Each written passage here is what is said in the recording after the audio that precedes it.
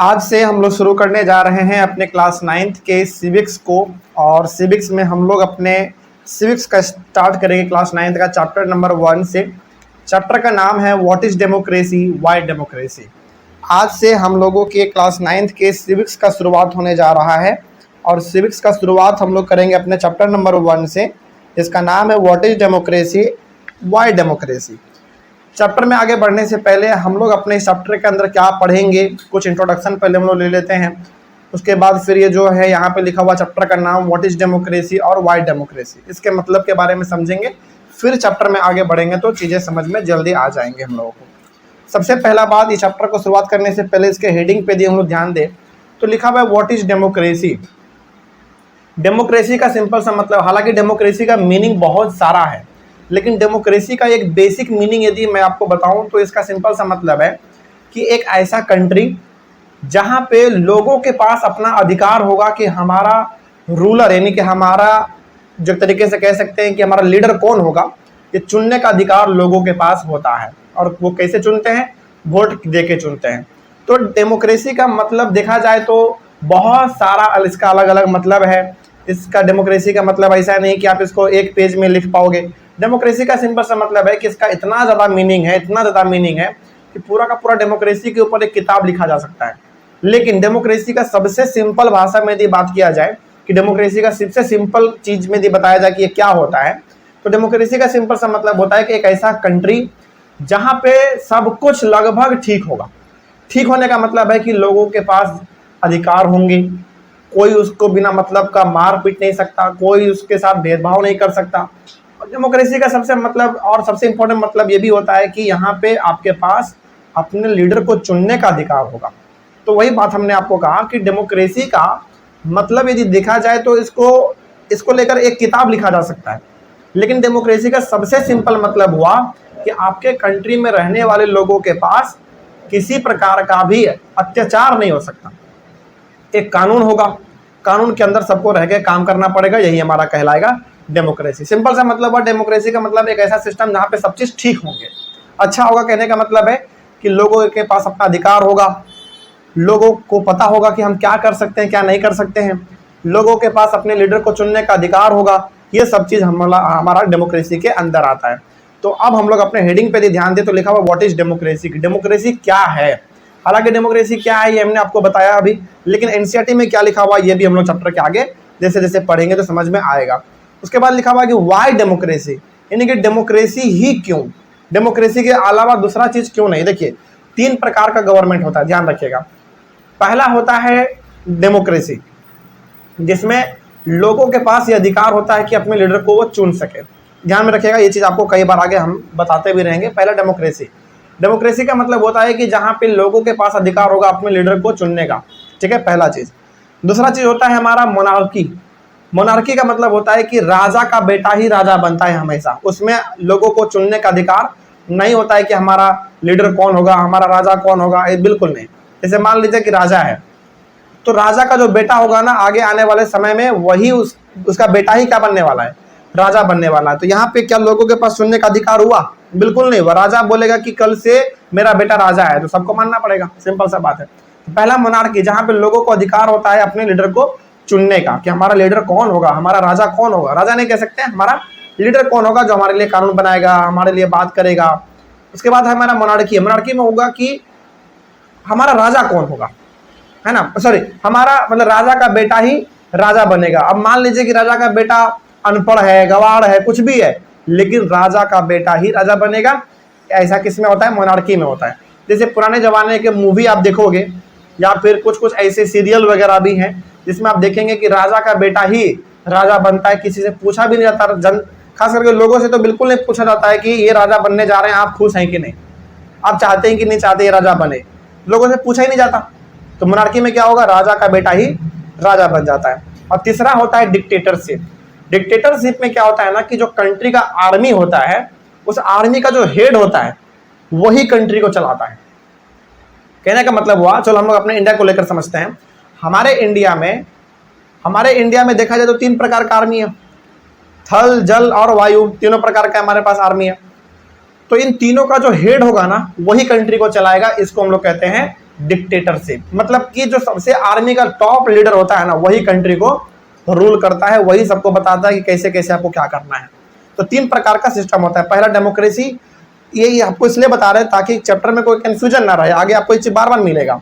तो पहला चीज डेमोक्रेसी, जहां पे लोगों को अधिकार होता है अपने लीडर को चुनने का वोट देकर। दूसरा है मोनार्की, जिसमें लोगों के पास कोई अधिकार नहीं होता अपने लीडर को चुनने का, बल्कि राजा का बेटा ही उसमें राजा बन जाता है। उसी प्रकार से बात करें हम लोग अगला 3rd नंबर पे डिक्टेटरशिप। डिक्टेटरशिप में होता है कि कंट्री का जो आर्मी है, उस आर्मी का जो हेड होगा वही कंट्री को चलाएगा। ठीक है, ये 3 प्रकार का सिस्टम हमारा होता है। तो अब एक बार दोबारा अपने टॉपिक पे आते हैं। लिखा हुआ है व्हाट इज डेमोक्रेसी, डेमोक्रेसी क्या है हम तो हम लोग समझेंगे। और दूसरा है कि व्हाई डेमोक्रेसी, डेमोक्रेसी ही क्यों, डिक्टेटरशिप क्यों नहीं, मोनार्की क्यों नहीं, डेमोक्रेसी ही क्यों। इसलिए क्योंकि डिक्टेटरशिप और डिक्टेटरशिप और मोनार्की से सबसे बेस्ट यदि कोई गवर्नमेंट है तो वो डेमोक्रेसी है।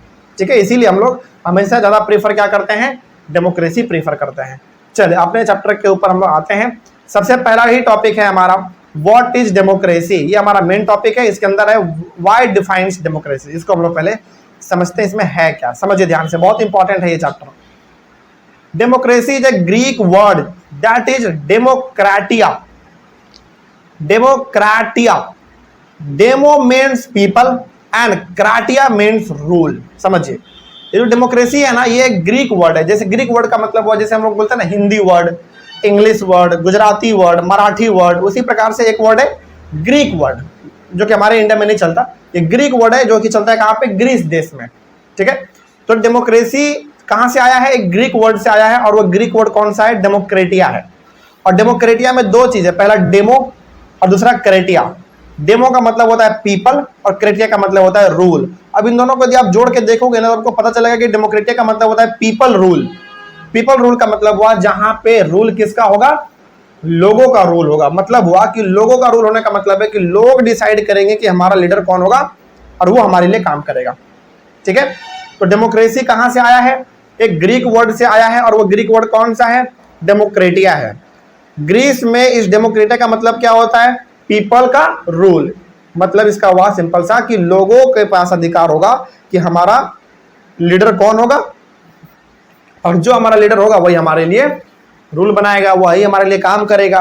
तो डेमोक्रेसी जो है वो ग्रीक वर्ड है जिसका मतलब होता है, मतलब ग्रीक वर्ड डेमोक्रेटिया जिसका मतलब होता है लोगों का रूल, लोगों का शासन। ठीक है, और लोगों के शासन का सिंपल सा मतलब हुआ कि लोगों के पास अधिकार होगा अपने लीडर को चुनने का, सिलेक्ट करने का। आगे, the first definition of democracy was given by Abraham Lincoln, that is democracy is the rule of the people, for the people and bye the people. ये डेफिनेशन आप लोग अपने जहन में उतार लीजिए। मतलब इस डेफिनेशन को आप लोग अच्छे तरीके से याद कर लीजिए कि डेमोक्रेसी का सबसे पहला उदाहरण, सबसे पहला डेफिनेशन, उदाहरण नहीं कहेंगे, परिभाषा बोलेंगे। सबसे पहली बार यदि किसी ने डेमोक्रेसी का डेफिनेशन दिया तो वो थे हमारे अब्राहम लिंकन साहब। अब्राहम लिंकन साहब ने बोला कि डेमोक्रेसी को लेकर उन्होंने बोला कि democracy is a rule of the people, for the people and bye the people. कहने का मतलब हुआ कि डेमोक्रेसी जो है लोगों ने चुना है, लोगों के लिए है और लोगों के द्वारा ही बनाया गया है। कहने का सिंपल सा मतलब हुआ कि लोगों का ही ये सब कुछ करता है भला, बस सब। इसमें जो सबसे इंपॉर्टेंट है कोई चीज है तो वो जनता है। समझ में आ रही है बात। इसमें कहीं पर भी कोई राजा महाराजा नहीं दिखेगा आपको, इसमें कहीं पर आपको आर्मी का लीडर रूल करता हुआ नजर नहीं आएगा, बल्कि इसमें आप इलेक्शन जब होता है उस समय पे आप जिसको वोट देते हैं वही आपका हो गया लीडर। कोई डाउट नहीं इसमें। तो ये हो गया हमारा एक छोटा सा डेफिनेशन डेमोक्रेसी का। अगला है अ सिंपल डेफिनेशन। चलिए इसमें भी क्या लिखा हुआ है देख लेते हैं, एक ही पॉइंट है बस, फिर हम लोग पढ़ेंगे फीचर्स ऑफ डेमोक्रेसी। देखिए इसमें पहला पॉइंट है कि democracy is a form of government in which the rulers are elected by the people. Rulers का मतलब यहाँ पे ना बहुत सारे बच्चे समझ लेते राजा महाराजा, ऐसा नहीं। रूलर का मतलब यहाँ पे लीडर। आपका लीडर कौन होगा ये कौन डिसाइड करता है, हम लोग खुद डिसाइड करते हैं। और कैसे डिसाइड करते हैं, इलेक्शन में वोट देकर। जो हमारा जिस आदमी को हमने वोट दिया वो जीत जाएगा तो वो हमारा एक तरीके से रूलर है। हालांकि रूलर का मतलब एक तरीके से अब बहुत सारे बच्चे समझ लेते हैं राजा, नहीं राजा नहीं है। जब हम लोग वोट किसी को देते हैं और वो जीत जाता है तो क्या वो राजा बन जाता है, नहीं, वो बल्कि हमारा लीडर बनता है। और लीडर बनने का मतलब हुआ कि जो हम लोग बोलेंगे, जो हमारे भलाई के लिए होगा वो उसको करना पड़ेगा। जो वो नहीं करेगा तो अगले 5 साल में फिर से चुनाव होगा, उसको वोट नहीं देंगे, वो हार जाएगा। तो कहने का मतलब यहाँ पे सिंपल सा है कि डेमोक्रेसी में सबसे बड़ा चीज़ जो हम लोगों को देखने को मिलता है वो ये कि लोगों के पास इसमें अधिकार होता है। लोगों के पास अधिकार होता है कि हमारा लीडर कौन होगा। और ये फीचर जो है आपको डेमोक्रेसी के अलावा मोनार्की में, डिक्टेटरशिप में, इन सभी में देखने को नहीं मिलता। वहाँ पे लोगों का एक भी बात नहीं सुना जाएगा। समझ के बात को? यहाँ पे तो लोगों का चॉइस होता है कि आप किसको वोट देकर अपना लीडर मानना चाहते हैं, उसमें कोई चॉइस नहीं होता है। ठीक है, ये हो गया हमारा डेफिनेशन एक सिंपल सा डेमोक्रेसी का। चलिए आगे बढ़ते हैं। अगला है हमारा फीचर्स ऑफ डेमोक्रेसी। डेमोक्रेसी का क्या फीचर्स है, इसको हम लोग अपने अगले वाले क्लास में डिस्कस करेंगे। Thank you very much. Next topic हम लोग डिस्कस करेंगे फीचर्स ऑफ डेमोक्रेसी। डेमोक्रेसी का क्या फीचर्स है, इसका क्या क्या खासियत है, ध्यान रखिएगा। क्लास 9th का जो सिविक्स है ना, इसमें ज़्यादातर आपको चीज़ें समझाए गए हैं एग्जाम्पल को देकर। समझ में आ रही है बात? जैसे यहाँ पे ना सीधा सीधा डेमोक्रेसी का क्या फीचर्स ये बता सकता है, लेकिन यहाँ पे ना आपको सीधा सीधा इसका फीचर्स नहीं बताया जाएगा, बल्कि डेमोक्रेसी के फीचर्स को समझाने के लिए अलग अलग कंट्री का एग्जाम्पल दिया जाएगा कि आखिर उस कंट्री में ऐसा क्या हुआ कि किस प्रकार का बदलाव हो गया। कहने का सिंपल सा मतलब है कि यहाँ पे हर चीज़ों को समझाने के लिए आपको एक अलग अलग कंट्री का एग्जाम्पल दिया जाएगा। इससे 2 फायदा है। पहला तो कि आप डेमोक्रेसी का फीचर्स भी समझ जाएंगे, पहला बात। दूसरा बात, जिस कंट्री के बारे में बोलेगा उस कंट्री का इतिहास भी आपको पता चल जाएगा कि आखिर वहाँ पे कैसा सिस्टम था, तो वहाँ का नतीजा क्या निकला, है ना। इस बात को ध्यान में रखेंगे। तो पहला है हमारा टॉपिक आज का, फीचर्स ऑफ डेमोक्रेसी के अंदर major decisions by elected leaders. इसका मतलब हुआ कि एक डेमोक्रेटिक कंट्री में, जैसे हमारा भारत देश एक डेमोक्रेटिक कंट्री है। क्यों डेमोक्रेटिक कंट्री है? क्योंकि भारत देश में हम आम इंसान के पास अधिकार होता है कि हमारा लीडर कौन होगा, ये चुनने का अधिकार होता है हमारे पास। ठीक है, तो मेजर डिसीजन जो लिए जाते हैं डेमोक्रेटिक कंट्री में, मतलब कि अधिकतर डिसीजन जो लिया जाता है हमारे डेमोक्रेटिक कंट्री में, वो किसके द्वारा लिया जाता है? लीडर के द्वारा लिया जाता है। लीडर जिसको हम लोग वोट देकर जिताएंगे। जैसे मान लीजिए कि आपने अपने इलाका से आपने वोट दिया किसी को, और मतलब आपने किसी लीडर को वोट दिया और वो जीत गया, लेकिन अब आपका डिमांड है कि चुनाव तो जीत गया है वो, आपका डिमांड है कि मेरे घर के आगे एक नाला है टूटा हुआ, उस नाले को बना दिया जाए। तो ये बात कौन मानेगा?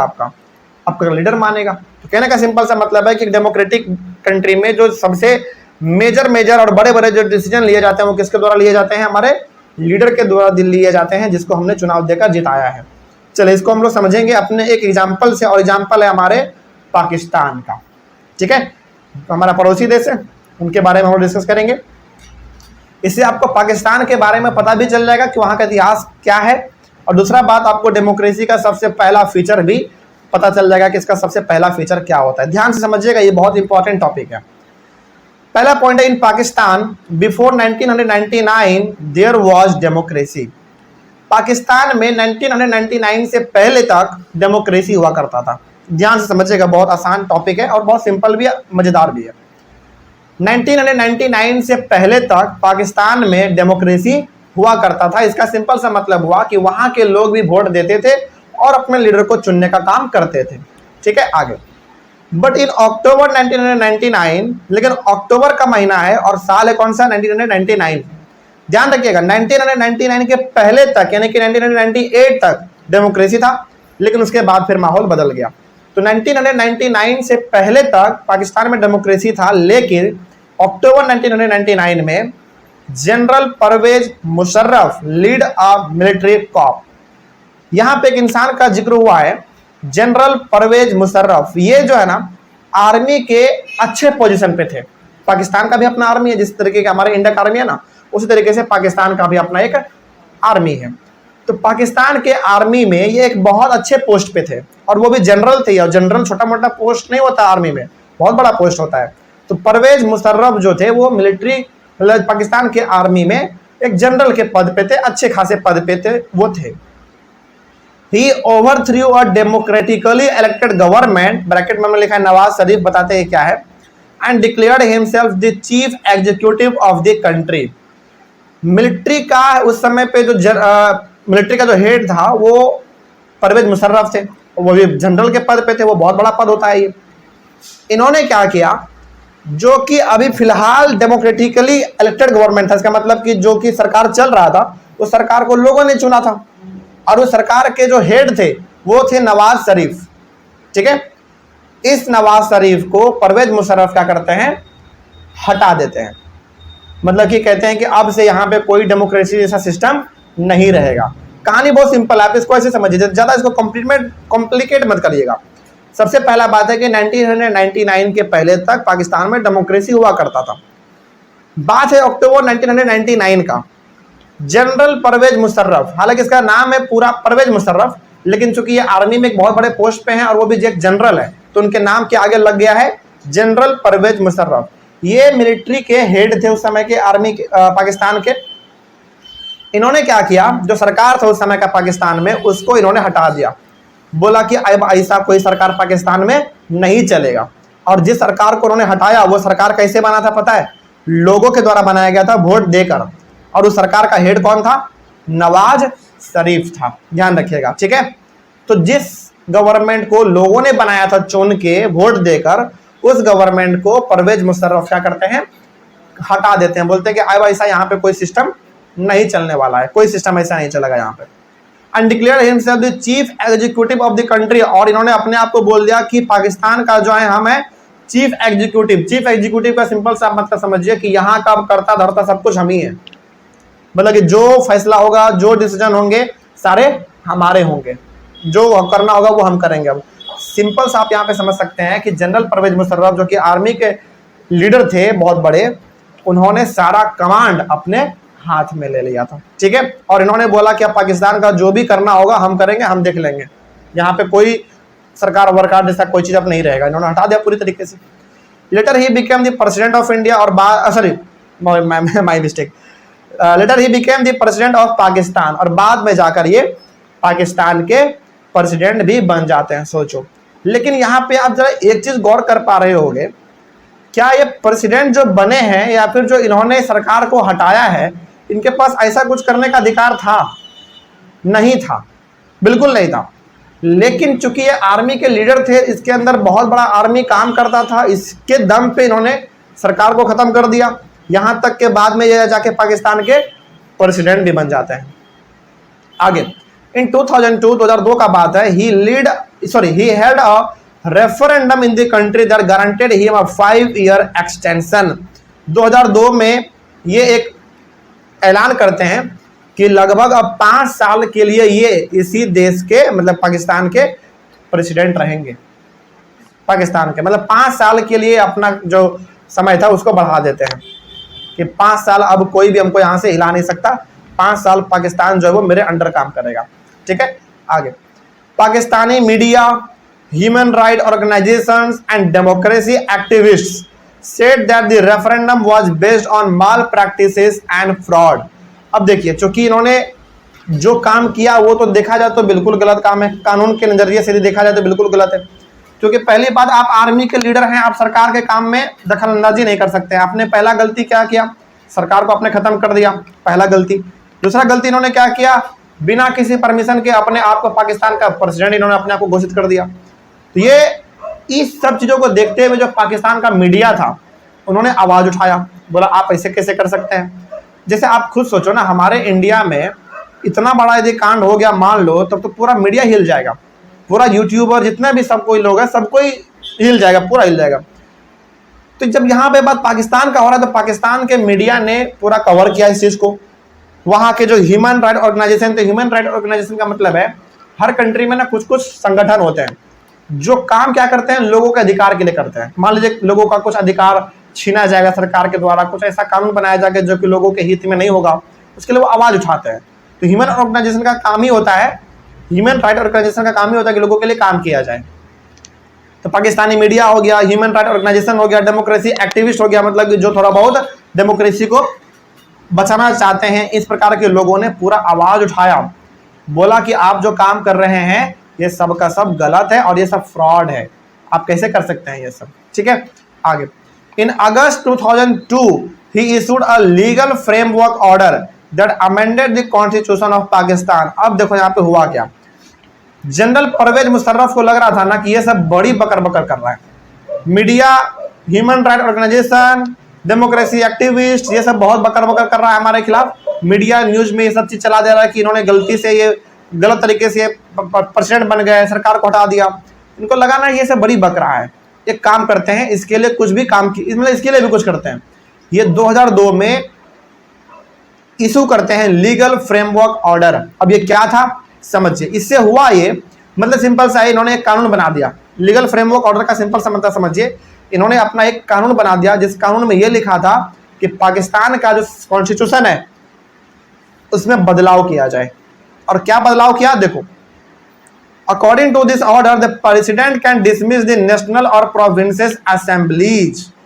मतलब सिंपल सा है कि जनरल परवेज मुशर्रफ जो कि अब पाकिस्तान के प्रेसिडेंट बन चुके थे, उन्होंने पाकिस्तान के कॉन्स्टिट्यूशन को बदलने का इरादा बना लिया। मतलब कि पाकिस्तान का जो कॉन्स्टिट्यूशन है उसमें थोड़ा बहुत चेंज किया जाएगा।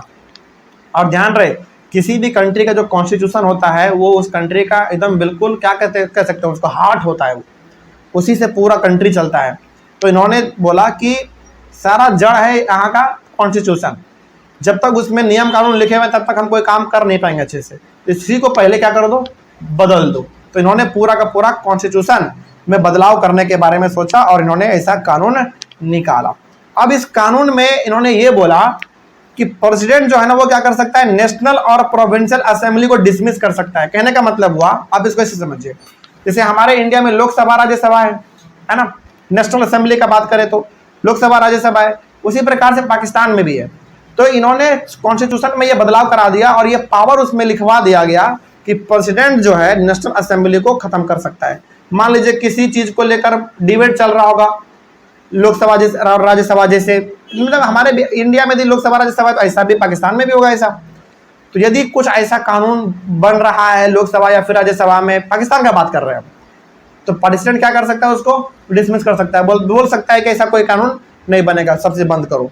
यहाँ तक कि जो प्रोविंशियल असेंबली है, मतलब कि जैसे हमारे इंडिया में स्टेट है, झारखंड है, बिहार है, यूपी है, बंगाल है, यहाँ पे भी अपना अलग अलग विधानसभा है, यहाँ पे भी क्या हो रहा है, इसको भी वो डिसमिस कर सकता है, मतलब उसको भी वो खत्म कर सकता है, बोल सकता है कि नहीं ऐसा जो हो रहा है यहाँ पे वैसे कुछ चीज नहीं होगा। सोचो यहाँ पे ना बेसिकली हम आपको ये बताना चाह रहे हैं कि ये जो जनरल परवेज मुशर्रफ है, इन्होंने हर प्रयास किया कि जो हमारे खिलाफ आवाज उठ रहा है उसको दबा दिया जाए। आवाज कहाँ उठ रहा था, मीडिया में उठ रहा था, फिर से जो ह्यूमन राइट ऑर्गेनाइजेशन है वो सब मीडिया में आवाज उठा रहा था, सबको दबा दिया गया, पुलिस से मरवा के, आर्मी से डरा धमका के सबको बैठा दिया गया। दूसरा चीज, इनको लेकर जो आवाज उठने लगा वो हर स्टेट के विधानसभा में उठने लगा, असेंबली में उठने लगा, नेशनल असेंबली में उठने लगा। इन्होंने कानून ही बना दिया कि अब प्रेसिडेंट जो है वो उसको बंद करवा सकता है। मतलब कि जैसे मान लीजिए कि सैटरडे को एक मीटिंग होना है कि जनरल परवेज मुशर्रफ ऐसा क्यों कैसे कर सकते हैं, वो डिस्कस होना है कहाँ पे, पार्लियामेंट में, मान लेते हैं लोकसभा राज्यसभा जैसे इलाका में होने वाला है, तो वहां पे डिस्कस होना है, तो उसको क्या करेगा, प्रेसिडेंट को पता चल जाएगा कि हमारे खिलाफ यहाँ पे आवाज उठने वाला है, इसको बंद कर दो, डिसमिस कर दो। तो इतना सारा पावर जनरल परवेज मुशर्रफ ने अपने हाथ में ले लिया था और ये सब का सब पाकिस्तान के लोग देख रहे थे। क्या ये सब चीज जो हो रहा था सही था? बिल्कुल सही नहीं था, सब चीज गलत हो रहा था। आगे, after passing this law elections were held to the national and provincial assemblies, the work of the civilian cabinet is supervised by a national security council which is dominated by military officers।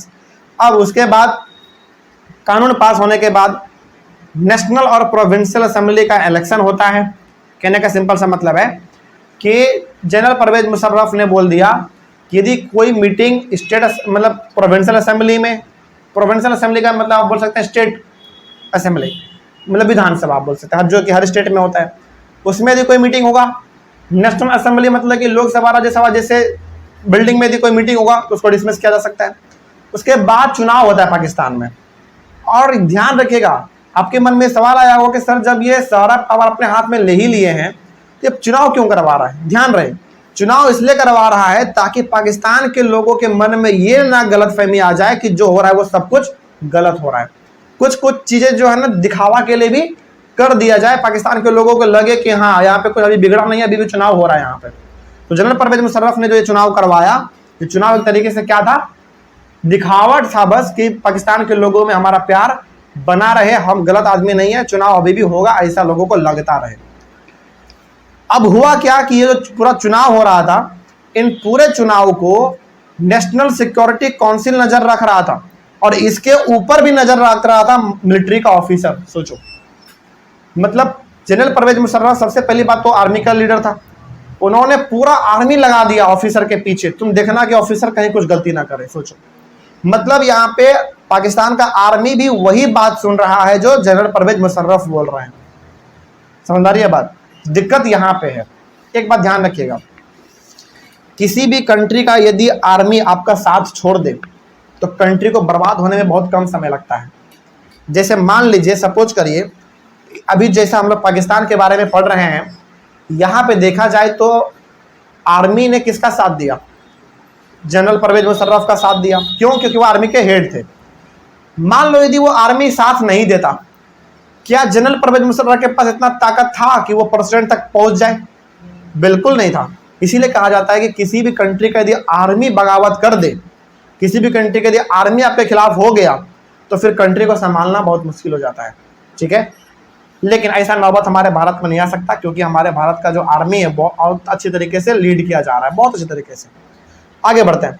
तो ये चुनाव हुआ, इस चुनाव के ऊपर एकदम general Pervez Musharraf ने कड़ी नजर लगा दिया, अपने आर्मी सबको तैनात करवा दिया, बोला सारे ऑफिसर्स के ऊपर नजर रखना, देखना कि कोई ऑफिसर भी गलती ना करे, क्योंकि सारे ऑफिसर का भी गुस्सा था परवेज मुशर्रफ के खिलाफ, क्योंकि वो खुद एक गलत तरीके से चुनाव को मतलब कि प्रेसिडेंट बन गया था। आगे, Pakistan has had elections, elected representatives have some powers, but the final power rests with military forces, military officers and General Pervez Musharraf.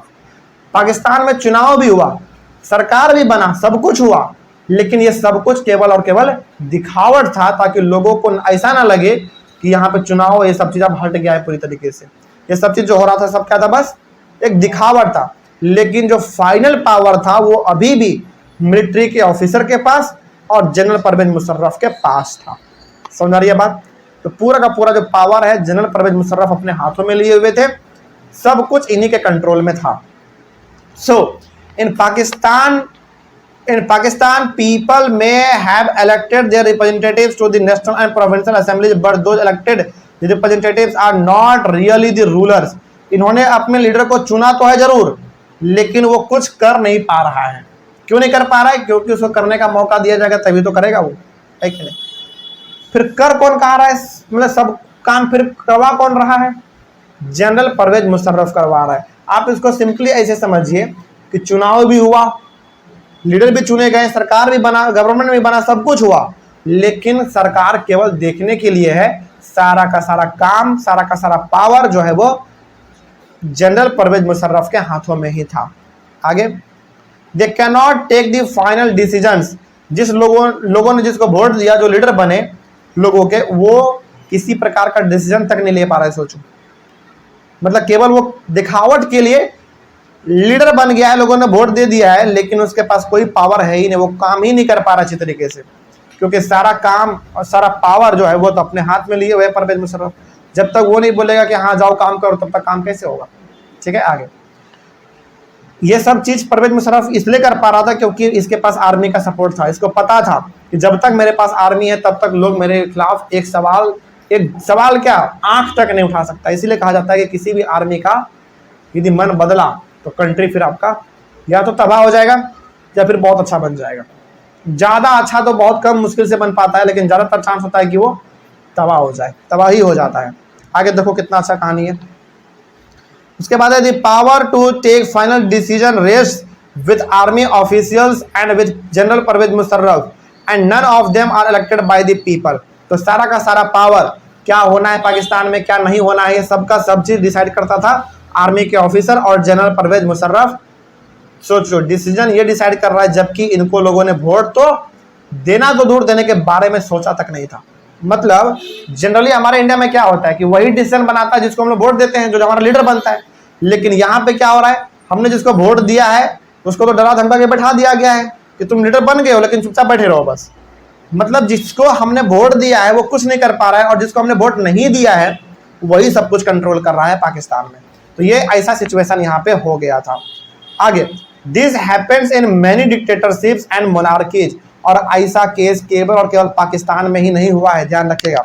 ऐसा सिचुएशन बहुत सारे अलग अलग कंट्री में हुए हैं, लेकिन यहाँ पे एग्जाम्पल बस किसका देके बताया गया आपको, पाकिस्तान का देकर बताया गया।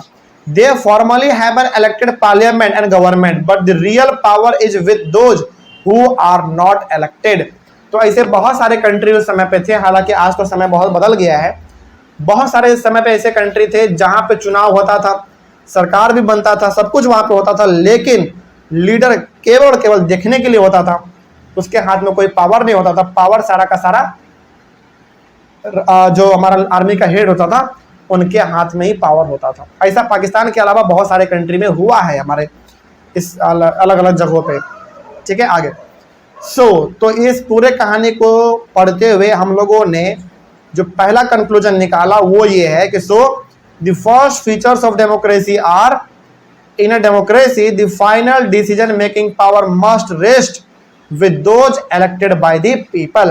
तो पहला फीचर जो है डेमोक्रेसी का वो ये कहता है कि जो फाइनल डिसीजन लेने का अधिकार है वो किसके पास होना चाहिए, उसके पास होना चाहिए जो हमारा लीडर है, जिसको हमने वोट देकर जिताया है, उसका अधिकार बनता है पावर डिसीजन लेने का। लेकिन क्या ऐसा पाकिस्तान में था? बिल्कुल नहीं था। तो पहला बात आप यहाँ पे ध्यान में रखेंगे कि पहला जो फीचर है डेमोक्रेसी का, ऐसा ही हम लोगों को अभी 4-5 फीचर और पढ़ना है ना, और चारों पांचों में आपको एक एक एग्जाम्पल देके समझाया जाएगा। इसमें आपको समझाया गया है पाकिस्तान का एग्जाम्पल लेके।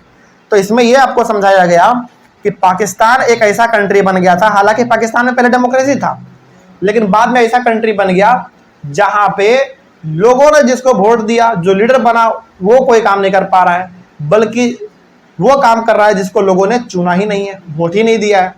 तो कहने का सिंपल सा मतलब है कि पहला जो फीचर है डेमोक्रेसी का वो ये कहता है कि फाइनल डिसीजन लेने का जो अधिकार है वो उसके पास होना चाहिए जो हमारा लीडर है हकीकत में, जिसको हमने वोट देकर जिताया है। ये पहला फीचर है डेमोक्रेसी का, याद रखिएगा। इसी प्रकार से अंडरलाइन किया हुआ मिलेगा आपको हर टॉपिक में, वही हमारा मेन फीचर है।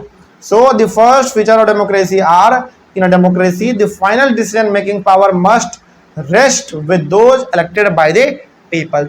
फाइनल डिसीजन लेने का अधिकार उनके पास होना चाहिए जो कोई हमारा हकीकत में लीडर है, जिसको हमने वोट देकर जिताया है। ये पहला हमारा टॉपिक कंप्लीट हुआ फीचर्स ऑफ डेमोक्रेसी का। सेकेंड है free and fair electoral competition. इसको हम लोग अपने अगले क्लास में डिस्कस करेंगे, और इसमें हम लोग डिस्कस करेंगे अपना सेकेंड फीचर डेमोक्रेसी का, ठीक है।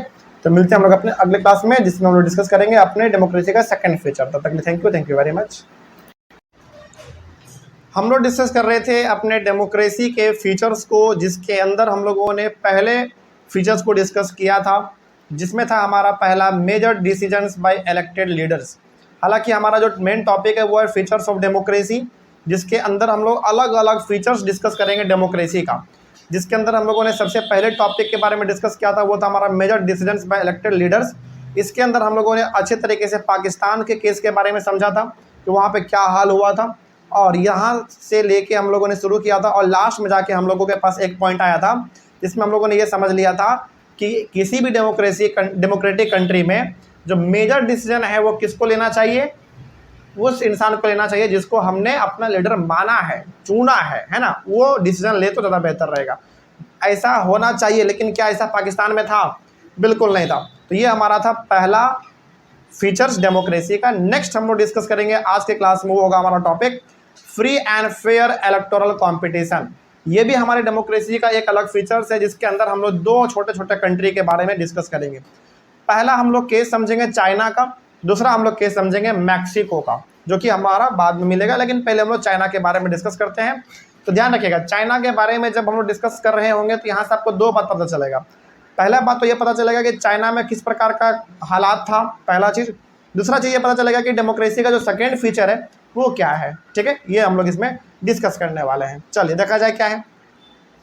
सबसे पहला पॉइंट है चाइना वाले में, elections are regularly held after every 5 years for electing the country's parliament called Quanguo Renmin Dabio Dahui।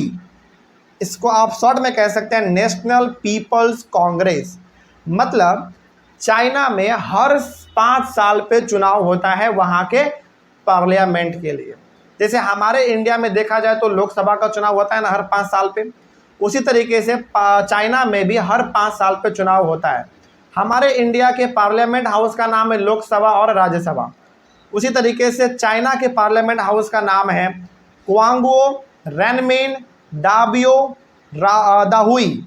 इसको आप शॉर्ट में बोल सकते हैं नेशनल पीपल्स कांग्रेस। आपको यदि ये बोलने का मन नहीं है और ये थोड़ा सा चाइनीज वर्ड है तो आप इसको सिंपली सा इंग्लिश वर्ड में बोल सकते हैं नेशनल पीपल्स कांग्रेस। तो ये पार्लियामेंट का नाम है चाइना के।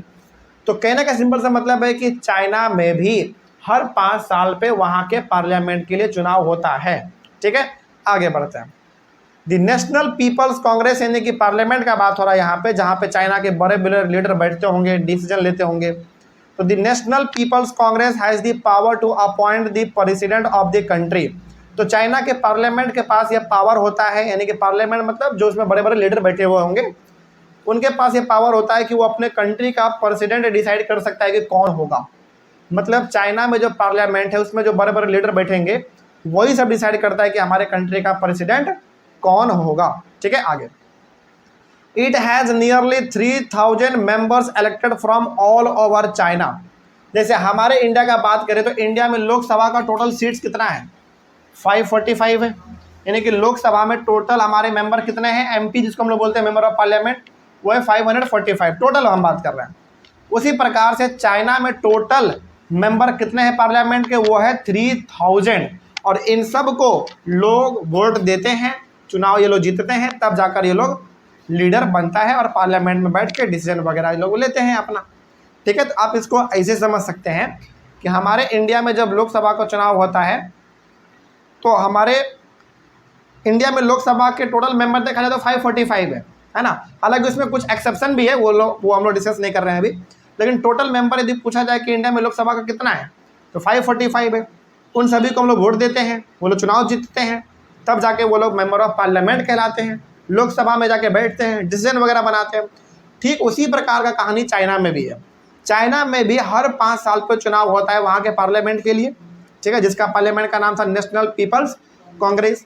इस पार्लियामेंट के लिए चुनाव होता है हर 5 साल पे और पूरे चाइना से 3000 लोग चुने जाते हैं। मतलब कि 3000 लोग, इसका मतलब आप ये भी बोल सकते हैं कि चाइना के पार्लियामेंट में टोटल मेंबर कितने हैं, 3000 हैं। ठीक है, आगे। Some members are elected by the army. कुछ मेंबर जो है इसमें वो आर्मी के द्वारा इलेक्ट किया जाता है। अब आपको थोड़ा सा कन्फ्यूजन हुआ होगा कि सर ऐसा तो हमारे इंडिया में नहीं होता है, क्या हमारे इंडिया में कोई आर्मी चुनता है क्या? बिल्कुल नहीं चुनता है। लेकिन ध्यान रहिए चाइना है, चाइना का सिस्टम क्या होगा, अपना अलग होगा। तो 3000 मेंबर पार्लियामेंट के हैं चाइना में, जिसमें से कुछ मेंबर को जो है वो कौन चुनते हैं, आर्मी चुनते हैं। ठीक है, मतलब आर्मी डिसाइड करता है कि कौन पार्लियामेंट में जाएगा। आगे। Before contesting elections a candidate needs the approval of the Chinese communist party. अच्छा, यहाँ तक ना आपको फिर भी सब कुछ ठीक लग रहा होगा, जो भी हम लोगों ने अभी पढ़ा वो सब कुछ ठीक लग रहा होगा। लेकिन यहाँ पे ना एक समस्या है। समस्या ये है कि कोई भी आदमी यदि चुनाव लड़ना चाहता है, वो चाहता है कि हम लीडर बने, लोग हमको वोट दे और हम जीते, उसको सबसे पहले अप्रूवल लेना पड़ता है चाइना के एक बहुत बड़े पार्टी से। पार्टी का नाम है चाइनीज कम्युनिस्ट पार्टी।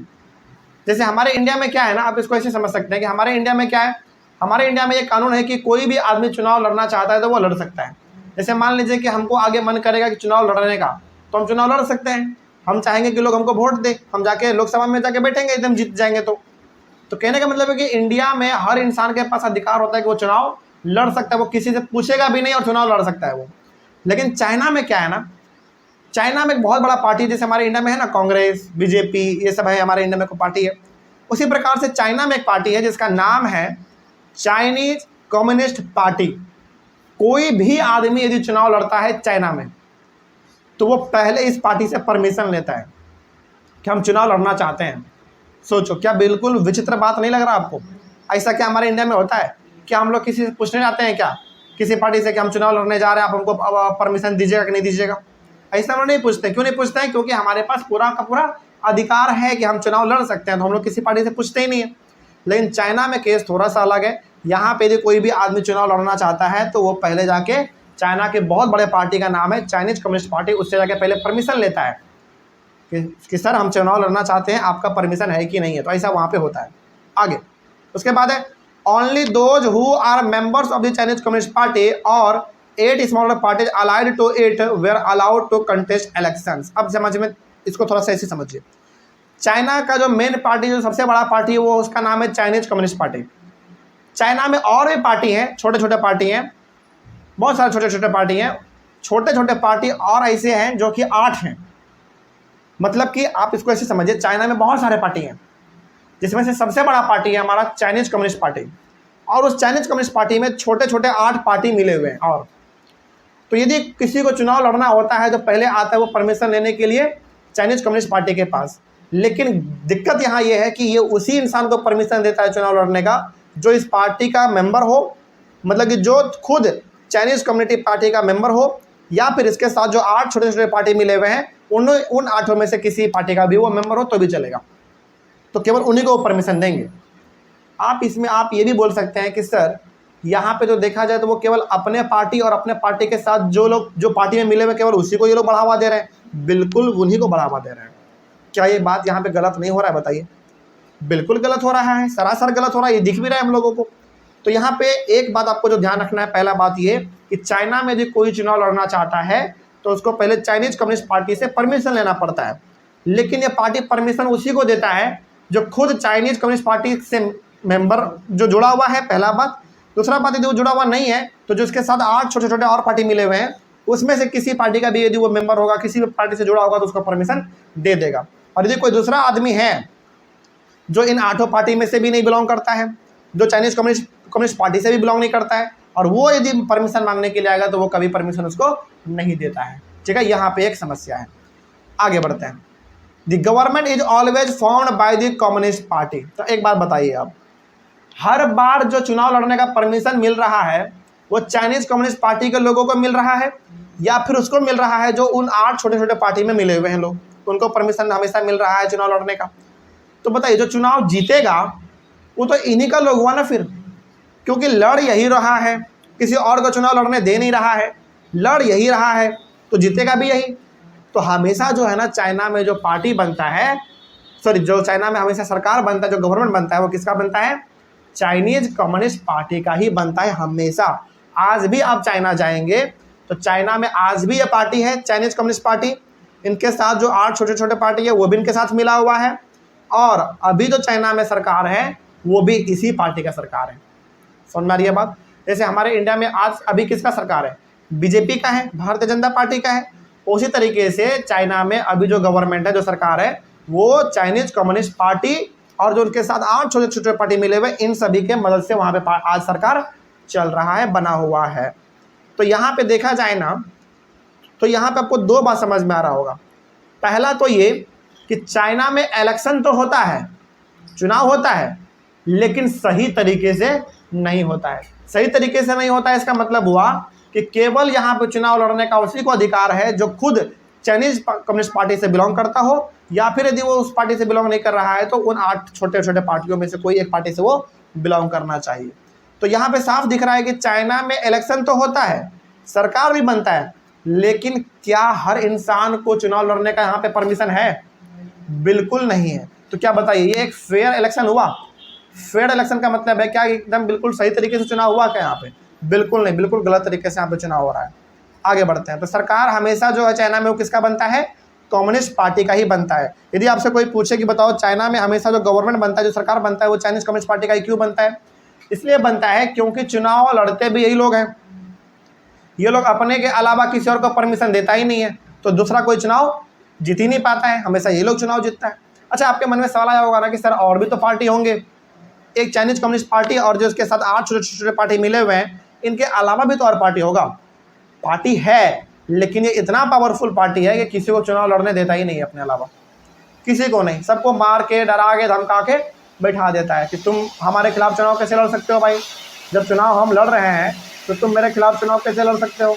ये किसी को भी चुनाव लड़ने नहीं देता है अपने अलावा। तो चुनाव लड़ते यही लोग हैं और सरकार भी हमेशा इन्हीं लोगों का बनता है। अगला है हमारा केस मैक्सिको का। तो चाइना का केस समझ के हम लोगों को ये तो पक्का पता चल गया कि चाइना में चुनाव जो हो रहा है वो केवल दिखाने के लिए हो रहा है। हकीकत में तो हर बार सरकार उसी पार्टी का बन रहा है। लेकिन असली मायने में क्या होना चाहिए? असली मायने में ये होना चाहिए कि हर पार्टी को चुनाव लड़ने का मौका मिलना चाहिए, हर इंसान को चुनाव लड़ने का मौका मिलना चाहिए। लेकिन ऐसा चाइना में दिखता है क्या? बिल्कुल नहीं दिखता है। ये हो गया चाइना का केस। अगला केस है मैक्सिको का। चलिए इसको भी समझते हैं हम लोग। अब ये मैक्सिको है कहाँ पे? इसको ना आप देख सकते हैं, जो नॉर्थ अमेरिका है वर्ल्ड मैप में आप देखेंगे जो नॉर्थ अमेरिका है उससे नीचे आपका पड़ता है मैक्सिको। ठीक है, मतलब कि यदि आपके सामने वर्ल्ड मैप है तो उसमें आप देख सकते हैं कि जो नॉर्थ अमेरिका है, नॉर्थ अमेरिका के नीचे वाले हिस्से में मैक्सिको है और ये एक बहुत बड़ा कंट्री है, ध्यान रखिएगा मैक्सिको। ठीक है, अब देखते हैं इसमें क्या लिखा हुआ है। Mexico got its independence in 1930। Mexico को आज़ादी मिलता है 1930 में। जैसे हमारे देश को आज़ादी मिला कब? 1947 में, 1947 में। उसी तरीके से मैक्सिको को आज़ादी मिल जाता है 1930 में। ठीक है, आगे बढ़ते हैं। From 1930 to 2000 Mexico holds elections after every 6 years to elect its president. जब से मैक्सिको आज़ाद हुआ है तब से लेकर 2000 तक लगभग कितना साल हुआ बताइए? लगभग 70 years। कितना साल? 70 साल, लगभग 70 साल। 70 साल तक मैक्सिको में चुनाव होता है बिल्कुल अच्छे तरीके से। और ध्यान रखिएगा हर कंट्री का ना चुनाव करने का अपना समय अलग अलग होता है। किसी कंट्री में 5 साल है, किसी कंट्री में 6 साल है। जैसे हमारे इंडिया में 5 साल है, उसी प्रकार से मैक्सिको में 6 साल में चुनाव होता है। तो मैक्सिको को आज़ादी मिला 1930 में और 1930 से लेकर 2000 तक यानी कि 2000 तक मैक्सिको में हर 6 साल पे चुनाव होता था अपने प्रेसिडेंट को चुनने के लिए कि हमारे कंट्री का प्रेसिडेंट कौन होगा, इसके लिए चुनाव होता था। नॉर्मली जैसे हर कंट्री में होता है। आगे, the country has never been under a military और डिक्टेटर्स रूल। कंट्री ये जो मैक्सिको है ये कभी भी मिलिट्री के अंडर नहीं आया था, किसी प्रकार के डिक्टेटरशिप पे यहाँ पे रूल नहीं हुआ था। किस कहने का मतलब है कि यहाँ पे किसी प्रकार का कोई गलत तरीके से कंट्रोल नहीं कर पाया। यहाँ पे हमेशा से डेमोक्रेसी रहा, हर 6 साल पे यहाँ पे चुनाव होता था, किसी प्रकार का यहाँ पे कोई धांधली देखने को नहीं मिला। बहुत अच्छा कंट्री था, सब कुछ यहाँ पे ठीक ठाक होता था। आगे बढ़ते हैं। But until 2000 every election was done by a party called PRI। इसका फुल फॉर्म है इंस्टीट्यूशनल रेवोल्यूशनरी पार्टी। यहाँ पे ना कंफ्यूज मत होइएगा, यहाँ पे ना PRI लिखा हुआ है, तो पहले P का मतलब पार्टी होना चाहिए था, फिर R का मतलब रेवोल्यूशनरी होना चाहिए था और I का मतलब इंस्टीट्यूशनल होना चाहिए था। लेकिन कोई दिक्कत नहीं है, ये इसका उल्टा है थोड़ा सा, है ना। इसमें आपको घबराने वाली बात बिल्कुल नहीं है।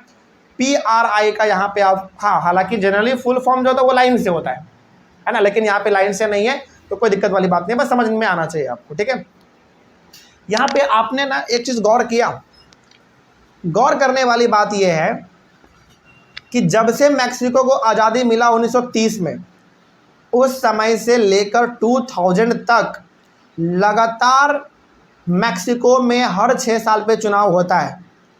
लेकिन यहाँ पे दिक्कत ये है कि हर बार चुनाव एक ही पार्टी जीतता है।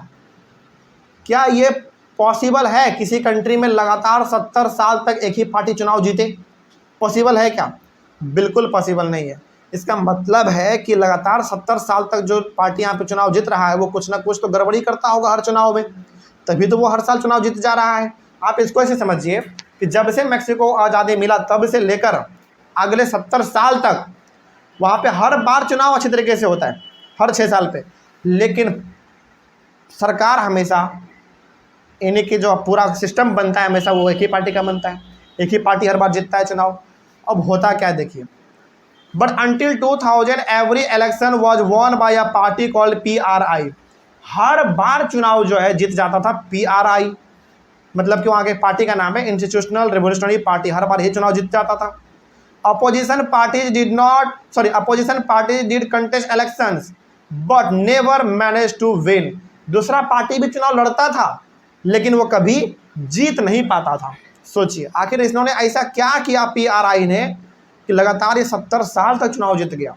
दूसरे पार्टी चुनाव लड़ते थे लेकिन वो कभी जीत नहीं पाए 70 साल में। आगे बढ़ते हैं, क्या करता था, क्या गलत काम करता था देखा जाए। The PRI was known to use many dirty tricks to win elections।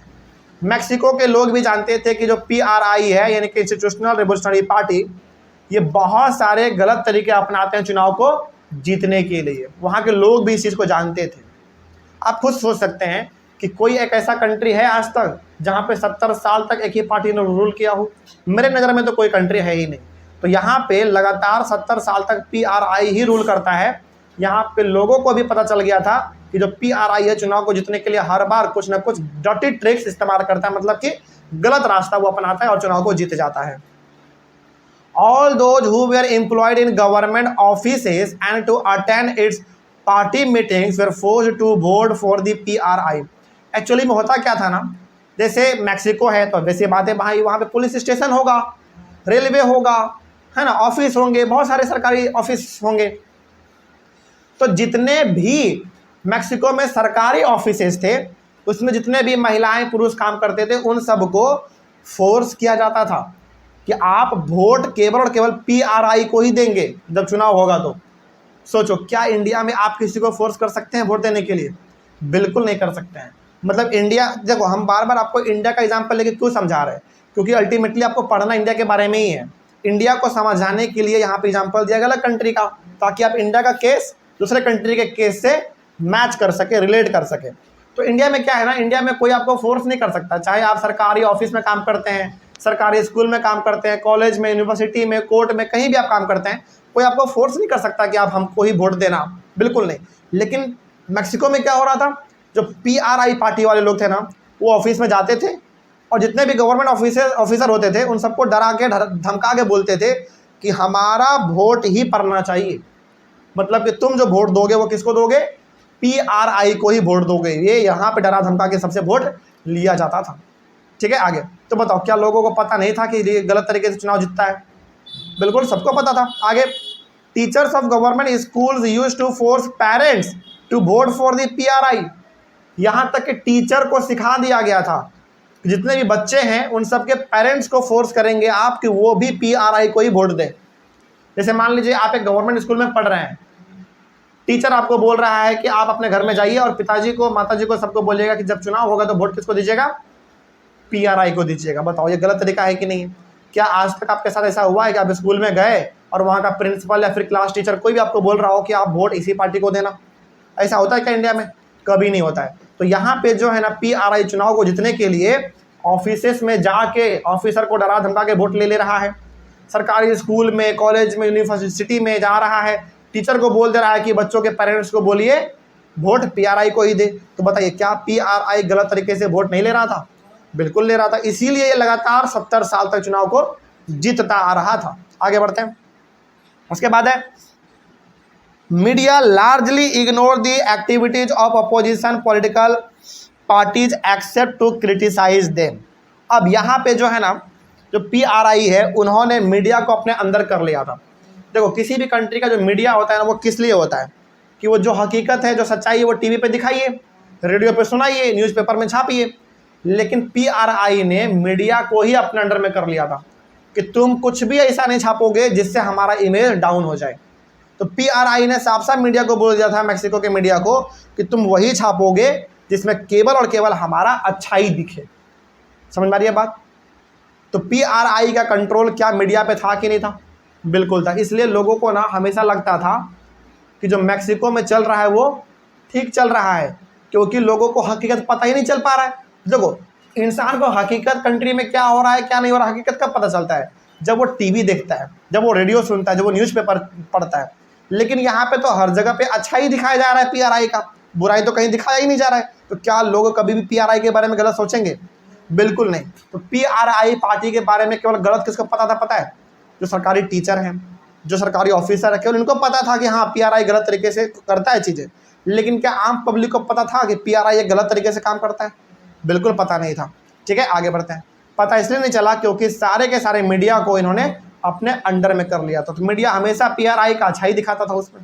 आगे, sometimes the polling booths were shifted from one place to another in the last minute which made it difficult for people to cast their vote. होता क्या था, जहाँ पे vote पड़ना होता है ना, उसको हम लोग कहते हैं पोलिंग बूथ। मतलब जहाँ पे वोट पड़ता है वहाँ पे आप देखोगे तो बहुत सिक्योरिटी होता है, बहुत गवर्नमेंट के बड़े बड़े ऑफिसर भी वहाँ पे बैठे रहते हैं ताकि चुनाव अच्छी तरीके से हो जाए। तो कई बार क्या होता था मैक्सिको में कि पोलिंग बूथ ही बदल दिया जाता था, बहुत दूर कर देते थे ताकि लोग वहाँ पे वोट देने के लिए जाए ही ना। ऐसा भी होता था। जैसे मान लीजिए कि पोलिंग बूथ गाँव में ही है, तो ये लोग क्या करते थे, PRI वाले जानबूझ के पोलिंग बूथ को 10 किलोमीटर दूर करवा देते थे ताकि जल्दी आदमी वहाँ पे जाके वोट दे ही ना सके। समझ रही है बात? तो इस तरीके का भी काम करता था ताकि वोट कम पड़े और जो भी पड़े हमारे पक्ष में पड़े, हमारे लिए पड़े, इसलिए हमेशा चुनाव जीत जाता था। The PRI spend a large some of money in the campaign for its candidate. यहाँ तक के PRI जो है चुनाव में पैसा भी बहुत खर्चा करता था, बहुत पैसा खर्चा करता था। सबको पार्टी देना, सभी को अलग अलग प्रकार का गिफ्ट दे देना ताकि लालच में लोग हमें को वोट दे, जो कि हमारे इंडिया में बहुत ज़्यादा होता है ना। इंडिया में और ख़ास करके गांव वाले इलाका में बहुत होता है। चिकन चावल का पार्टी करवा देना, है ना, अल्कोहल यानी कि दारू का पार्टी करवा देना, 500-500 1,000 रुपया हाथ में पैसा पकड़ा देना ताकि वोट हमें को मिल जाए। ऐसा इंडिया के गाँव में खूब होता है, आज भी होता है। देखो ये हकीकत बात है, आप इसको नहीं बोल सकते कि सर आज नहीं होता, बिल्कुल होता है। हाँ, लेकिन ये सब काम थोड़ा बहुत चुड़ा के नुका के होता है, तो आपको पता उतना नहीं चलता, लेकिन पता तो चल ही जाता है। तो तो PRI जो है बहुत सारा पैसा खर्चा करता था चुनाव में, बहुत, मतलब पार्टी वार्टी का कोई कमी नहीं रखता था। तो लालच में लोग इनको वोट देते थे। ठीक है, आगे। In China the election do not offer the people any serious choice, they have to choose the ruling party and the candidates approved by it. चलिए अब इन दोनों कंट्री के बारे में आपने पढ़ा। पहले आपने पढ़ा चाइना के बारे में, दूसरा आपने पढ़ा मैक्सिको के बारे में। चाइना के बारे में आपने ये देखा कि चाइना में कोई भी आदमी चुनाव लड़ नहीं पा रहा है, केवल वही आदमी चुनाव लड़ पा रहा है जो कम्युनिस्ट पार्टी से बिलोंग करता है। पहला यहाँ पे दिक्कत यह था चाइना में। दूसरा चीज़ आपने पढ़ा मैक्सिको में। मैक्सिको में ये पढ़ा कि चुनाव हर कोई लड़ तो रहा है, लेकिन जीत केवल एक ही पार्टी रहा है, और वो भी जीत क्या सही तरीके से रहा है, नहीं गलत तरीके से चुनाव को जीत रहा है। आगे, in Mexico people seem to really have a choice but in practice they had no choice. देखो चाइना में क्या था, चाइना में लोगों के पास कोई चॉइस नहीं है, मतलब चाइना को मजबूरी में वोट एक ही पार्टी को देना पड़ेगा, वो था कौन, चाइनीज कम्युनिस्ट पार्टी। लोगों के पास चॉइस ही नहीं है, ऑप्शन ही नहीं है। लेकिन मैक्सिको में ऑप्शन तो है कि वो अलग अलग पार्टी को वोट दे सकता है, लेकिन उसके वोट देने से कोई फ़ायदा है ही नहीं, क्योंकि जीतने वाला तो एक ही पार्टी है हमेशा। तो दोनों कंट्री में कुछ ना कुछ आपको समस्या दिख रहा है कि नहीं, बिल्कुल समस्या दिख रहा है। उसके बाद है these are not fair election. तो बताइए क्या इसको हम फेयर इलेक्शन बोल सकते हैं क्या? फेयर इलेक्शन का मतलब है क्या चुनाव सही तरीके से दोनों जगह हो रहा है? बिल्कुल नहीं हो सकता है। तो अब हम लोग पढ़ेंगे अपना सेकंड फीचर का conclusion. So the second features of democracy are a democracy must be based on a free and fair election where those currently in power have a fair chance of losing। कहने का मतलब हुआ कि चुनाव हमेशा सही तरीके से होना चाहिए, उसमें किसी प्रकार का कोई धांधली नहीं होना चाहिए, और जो एक बार चुनाव जीत गया है जरूरी नहीं है कि वही चुनाव बार बार जीते।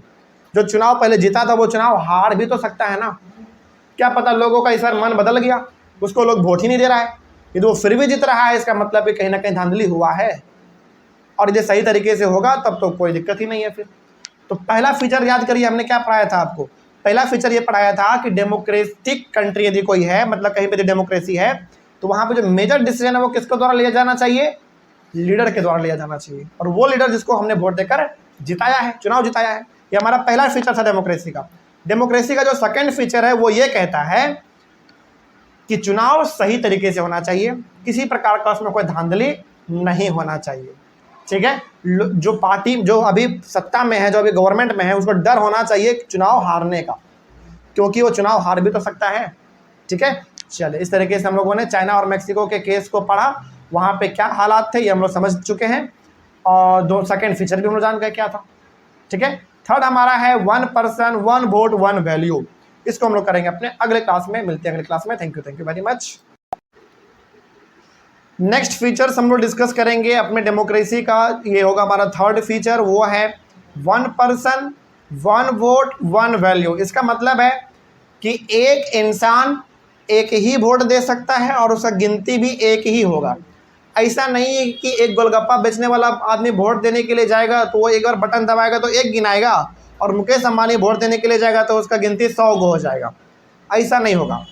तो इसमें हम लोग डिस्कस करेंगे कि हर इंसान का जो वोट है वो एक ही होगा, मतलब वो एक बार वोट दे सकता है, और उसका जो वैल्यू होगा वो भी एक ही होगा।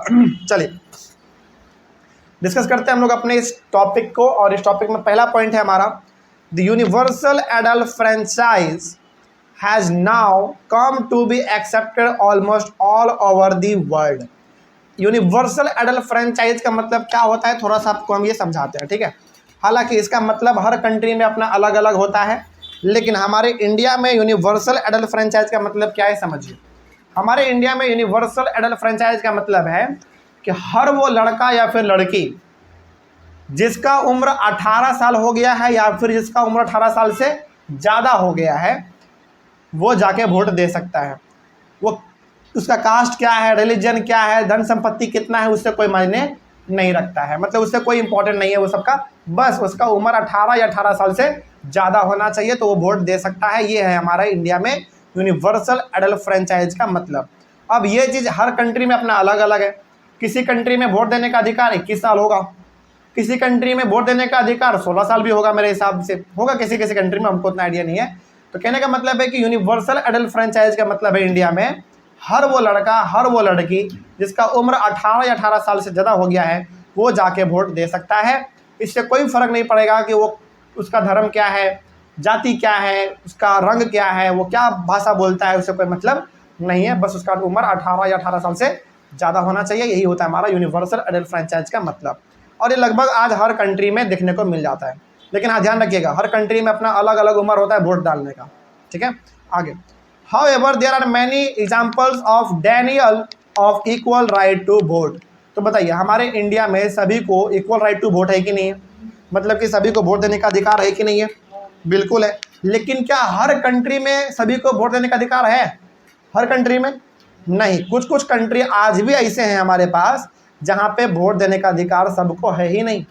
जैसे एग्जाम्पल आपको देते हैं, in Saudi Arabia women do not have the right to vote. Saudi Arabia में जो महिलाएं हैं वो वोट नहीं दे सकती हैं। सोचो, सऊदी अरेबिया में केवल पुरुष वोट दे सकते हैं, महिलाएं वोट नहीं दे सकती हैं। In Fiji the vote of an indigenous Fiji has more value than that of an Indian Fijian. अब देखो यहाँ पे एक आपको बताते हैं, दो चार कंट्री है बड़ा फेमस है। पहला है मॉरिशस, दूसरा है फिजी, तीसरा है त्रिनिदाद। मतलब फिजी, मॉरिशस, त्रिनिदाद, ये कुछ ऐसे जगह हैं जहाँ पे हमारे इंडिया के लोग बहुत सारे बसे हुए हैं। पता है कैसे? अंग्रेज जब हमारे इंडिया में रूल कर रहे थे ना, जब अंग्रेज़ों का कंट्रोल था हमारे इंडिया के ऊपर, इंडिया से इन लोगों ने बहुत सारे लोगों को जहाज़ में ठूस ठूस के लेके चले गए। कहाँ? मॉरिशस, फिजी, त्रिनिदाद, इन सारे जगहों पे लेके चले गए अपने लिए काम करवाने के लिए। तो वहाँ पे जितने भी इंडिया के लोग गए, वहाँ का माहौल उनको अच्छा लग गया, इन्वायरमेंट उनको पसंद आ गया, तो बहुत सारे इंडिया के लोग आज भी हैं जो कि वहीं पे बस गए। तो कभी आपको भविष्य में मौका मिले फिजी जाने का, मॉरिशस जाने का, वहाँ पे आपको इंडियन लोग बहुत ज़्यादा मिलेंगे, समझिएगा ध्यान से, ठीक है। तो फिजी का यदि हम लोग बात करें तो जो इंसान फिजी का है, परमानेंट फिजी का है, जो पहले से मतलब जिनका जन्म ही फिजी में हुआ है, उनके वोट का वैल्यू ज़्यादा है वहाँ पे, किसके मुकाबले? जो इंडिया से गया है उसके मुकाबले। मतलब ये हुआ कि जो फिजी का आदमी है, प्योर फिजियन है, जो फिजी का ही पूरा निवासी है, वहाँ पे उसके वोट का अधिकार जो है वो थोड़ा वैल्यू जो वो ज़्यादा है। लेकिन वही जो इंडिया से लोग गए और जो फिजी में जाके बस गए हैं, उनके वोट का कीमत वहाँ पे कम है, उनका वैल्यू कम है वहाँ पे। आगे बढ़ते हैं, तो क्या हम यहाँ पे कह सकते हैं कि हर इंसान का एक ही वोट होगा और एक ही वैल्यू होगा हर जगह पर? बिल्कुल नहीं, ये कंट्री टू कंट्री डिपेंड करता है, ठीक। जैसे फिजी में वहाँ का जो खुद का निवासी है उसका वैल्यू ज़्यादा है, इंडिया के लोग जो वहाँ पे जाके बस गए उसका वैल्यू कम है। उसी प्रकार से सऊदी अरेबिया में तो महिलाओं को वोट देने का ही अधिकार नहीं है। तो हर जगह पर अपना सिस्टम जो है वो अलग अलग देखने को मिलता है। आगे बढ़ते हैं, अगला है हमारा, democracy is based on a fundamental principle of political equality. लेकिन डेमोक्रेसी जो है इसमें हमेशा बात होता है इक्वालिटी को लेकर, मतलब कि चाहे आप कुछ मतलब आप कोई भी हैं, अमीर हैं, गरीब हैं, काले हैं, गोरे हैं, कोई भी हैं, आपको वोट देने का अधिकार बराबर मिलेगा, चाहे कोई भी हैं। तो जो थर्ड हमारा फीचर हो गया डेमोक्रेसी का, अब उसको पढ़ने का हमारा बारी आ गया है। So the third features of democracy are, in a democracy each adult citizen must have one vote and each vote must have one value. तो थर्ड फीचर जो है डेमोक्रेसी का वो ये कहता है कि हर इंसान के पास वोट देने का अधिकार होना चाहिए, और जो वो वोट देगा उसका जो वैल्यू है वो भी कितना होना चाहिए, वन ही होना चाहिए। ठीक है, ये हमारा हो गया डेमोक्रेसी का थर्ड फीचर। ठीक है, आगे बढ़े हम लोग। अगला है rule of law and respect for rights. ये हमारा चौथा वाला फीचर है, जिसके अंदर हम लोग बात करेंगे अपने चौथे वाले फीचर के बारे में। चलिए इसके बारे में भी थोड़ा सा हम लोग डिस्कस कर लेते हैं, ध्यान से समझिएगा। इसमें लिखा हुआ है कि Zimbabwe got its independence from white rule in 1980। Zimbabwe एक छोटा सा कंट्री है हमारा, इसको आज़ादी मिलता है 1980 में। जिस तरीके से हमारे इंडिया के ऊपर अंग्रेज़ों का रूल था, हम लोगों को आज़ादी मिला 1947 में, उसी तरीके से जिम्बाब्वे में भी अंग्रेज़ों का रूल था, वहाँ पे उनको अंग्रेज़ों से आज़ादी कब मिला, 1980 में मिला, 1980 में मिला। ठीक है, आगे बढ़ते हैं।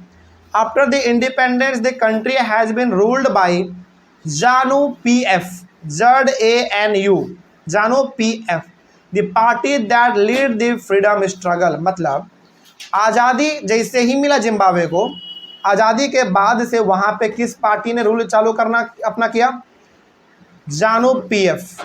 जानु पीएफ वहाँ के पार्टी का नाम है, ध्यान रखिएगा इस बात को। मतलब ये वो पार्टी है जिस पार्टी ने जिम्बाब्वे को आज़ादी दिलवाने में मदद किया था। जैसे हम लोग अपने इंडिया का बात करें तो इंडिया में आज़ादी दिलवाने में सबसे बड़ा किस पार्टी ने अपना रोल प्ले किया, कांग्रेस ने किया। उसके बाद जब अंग्रेज यहाँ से चले गए तो सत्ता किसने संभाला इंडिया का, मतलब इंडिया के पूरे सिस्टम को किसने संभाला, कांग्रेस ने संभाला। उसी तरीके से जिम्बाब्वे को आज़ादी दिलवाने में सबसे बड़ा किस पार्टी का हाथ है, जानु पीएफ पार्टी का हाथ है। और जब जिम्बाब्वे को आज़ादी मिला तो वहाँ पे सरकार किसका बना, गवर्नमेंट में कौन पार्टी आया, जानु पीएफ आ गया। आगे इट्स लीडर रॉबर्ट मुगाबे, और इस पार्टी का जो लीडर है, यानी कि जो जानु पीएफ जो हमारा पार्टी है, इस पार्टी का जो लीडर है वो है Robert Mugabe. Has been ruling the country after independence, मतलब कि आज़ादी के बाद से हमेशा रूल किसने किया, रॉबर्ट मुगाबे ने किया, जो कि जानु पीएफ पार्टी के लीडर थे।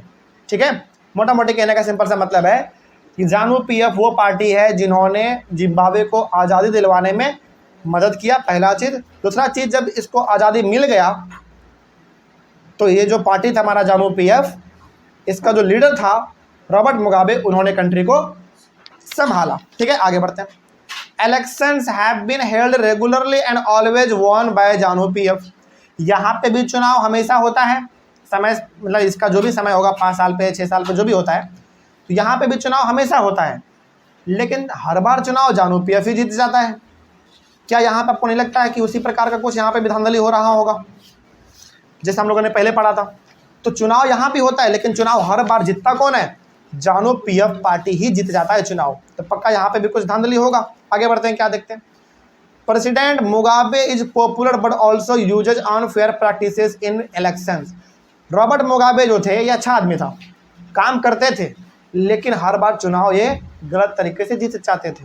समझेगा ध्यान से। क्या आपको लगता है कि जानु पीएफ एक लौता ऐसा पार्टी होगा जिम्बाब्वे में जो चुनाव लड़ता होगा? इसके अलावा भी दूसरा पार्टी होगा जो चुनाव लड़ता होगा, लेकिन हर बार जीतता कौन है, जानु पीएफ पार्टी ही जीतता है, यानी कि रॉबर्ट मुगाबे ही हर बार प्रेसिडेंट बन जाते हैं। His government has changed the constitution several times to increase the power of the president and make him less accountable. इनके पार्टी ने क्या किया जिम्बाब्वे में, जानु पीएफ जो पार्टी है और इसका लीडर कौन है, रॉबर्ट मुगाबे हैं। इन्होंने अपने फायदे के लिए जिम्बाब्वे के कॉन्स्टिट्यूशन को कई बार इन्होंने चेंज किया। सोचो, हमने आपको पहले भी बोला है कि जो संविधान होता है, जो कॉन्स्टिट्यूशन होता है, वो किसी भी कंट्री का क्या होता है, हार्ट होता है, उसी से पूरा कंट्री चलता है। तो इन्होंने क्या किया कि हमारे ऊपर कोई सवाल ना कर सके, कोई हमारे खिलाफ आवाज़ ना उठा सके, इसलिए इन्होंने पूरा का पूरा कानून ही बदल दिया। यानी कि जिम्बाब्वे के कॉन्स्टिट्यूशन को इन्होंने कई बार चेंज कर दिया। समझ में आ रही है बात? इन्होंने कई बार चेंज किया जिम्बाब्वे के कॉन्स्टिट्यूशन को। ठीक है, और इन्होंने बदलाव सबसे बड़ा क्या क्या पता है, अपने पावर को बढ़ा दिया। ये खुद क्या थे, प्रेसिडेंट थे, इन्होंने कॉन्स्टिट्यूशन में बोल दिया कि प्रेसिडेंट का पावर जो वो पहले के मुकाबले ज़्यादा होगा। सोचो, मतलब इन्होंने अपने फायदे के लिए संविधान को बदला और संविधान में प्रेसिडेंट का जो पावर था उसको और बढ़ा दिया कि प्रेसिडेंट और भी बहुत कुछ कर सकता है।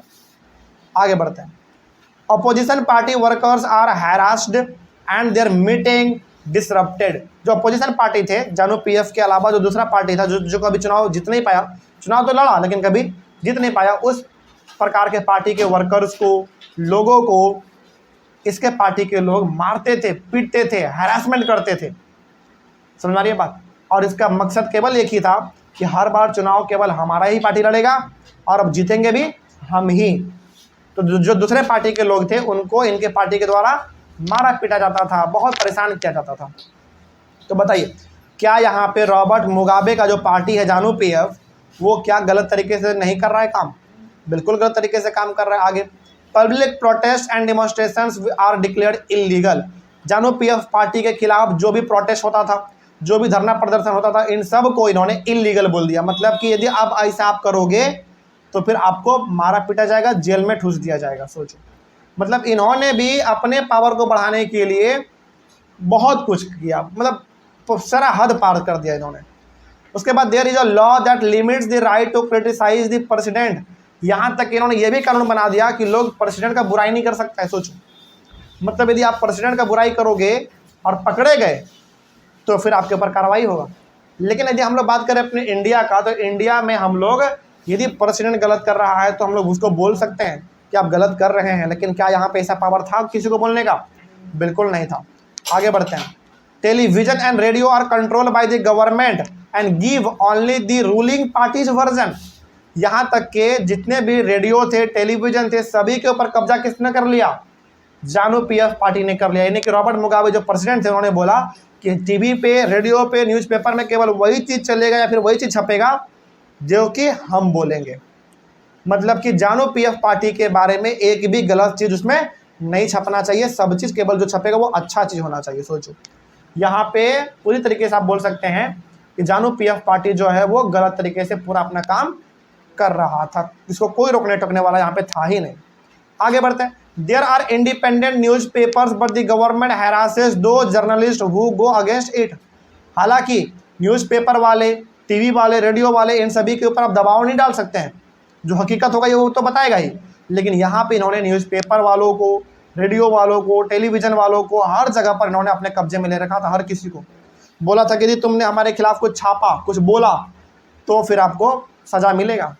मतलब जो भी वो करना होगा ये उसके साथ करते। फिर आगे, the government has ignored some court judgements that went against it and has pressurised जजेस। सोचो, यहाँ तक के कई बार जो कोर्ट से फैसला आता था ये कोर्ट के फैसला को मानता ही नहीं था।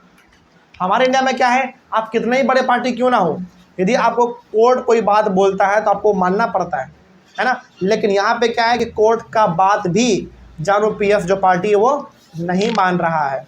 यहाँ तक कि जजेज को ही प्रेशराइज कर दे रहा है, मतलब कि जज के ऊपर ही दबाव बना दे रहा है कि तुम हमारे खिलाफ क्यों बोल रहे हो। सोचो, इंडिया में किसी के पास पावर है कि जज को डरा सके, धमका सके? हमेशा के लिए जेल हो जाएगा वो, है कि नहीं? इंडिया में कानून बहुत टाइट है, लेकिन क्या यहाँ पे ऐसा कानून आपको टाइट दिख रहा है कभी? बिल्कुल नहीं दिख रहा है। तो अब हम लोग आते हैं अपने डेमोक्रेसी के चौथे वाले फीचर पे। डेमोक्रेसी का जो चौथा फीचर है वो ये कहता है कि so the fourth features of democracy are a democratic government rules within limits set by constitutional law and citizens' rights. कहने का मतलब हुआ कि आपको वो सब कुछ मानना पड़ेगा जो कि संविधान में लिखा गया है, जो कानून कहता है वो आपको मानना पड़ेगा। क्या ऐसा कुछ था अभी फिलहाल जिम्बाब्वे में? बिल्कुल नहीं था, बल्कि वहाँ के संविधान को ही बदल दिया जा रहा है। सोचो, तो कहने का सिंपल सा मतलब है कि डेमोक्रेटिक कंट्री का जो चौथा फीचर है वो ये कहता है कि यदि कानून में कोई चीज़ लिखा हुआ है, संविधान में यदि कोई चीज़ लिखा हुआ है तो उसका पालन आपको हर हाल में करना पड़ेगा। ये है हमारा डेमोक्रेसी का चौथा फीचर। चलिए आगे बढ़ते हैं। हम लोगों ने टोटल कितना फीचर पढ़ा? 4 फीचर हम लोगों ने पढ़ा। अब इन चारों फीचर का हम लोग समरी ले लेते हैं। तो नेक्स्ट टॉपिक जो है वो है हमारा समरी डेफिनेशन। समरी डेफिनेशन में आप इन चारों फीचर्स के बारे में एक एक करके पढ़ोगे और वो भी समरी के फॉर्म में पढ़ोगे, मतलब शॉर्ट फॉर्म में पढ़ोगे आप। पहला है rulers elected by the people take all the major decision. पहला फीचर डेमोक्रेसी का ये कहता है कि जो हमारा रूलर है, जो हमारा लीडर है, उसी के पास अधिकार होना चाहिए बड़े बड़े डिसीजन लेने का। ये पहला फीचर हमारा डेमोक्रेसी का है। दूसरा फीचर क्या कहता है? Elections offer a choice and fair opportunity to the people to change the current rulers. Democracy का सेकंड फीचर ये कहता है कि हर इंसान के पास अधिकार होना चाहिए चुनाव को लड़ने का, वोट देने का। हर इंसान के पास ये चीज़ होना चाहिए। जो आदमी चुनाव लड़ना चाहता है वो लड़ सकता है, कोई इसको डरा नहीं सकता, कोई इसको धमका नहीं सकता। ये सेकंड फीचर है, ठीक है। अगला थर्ड फीचर है, choice and opportunity are available to all the people on an equal basis.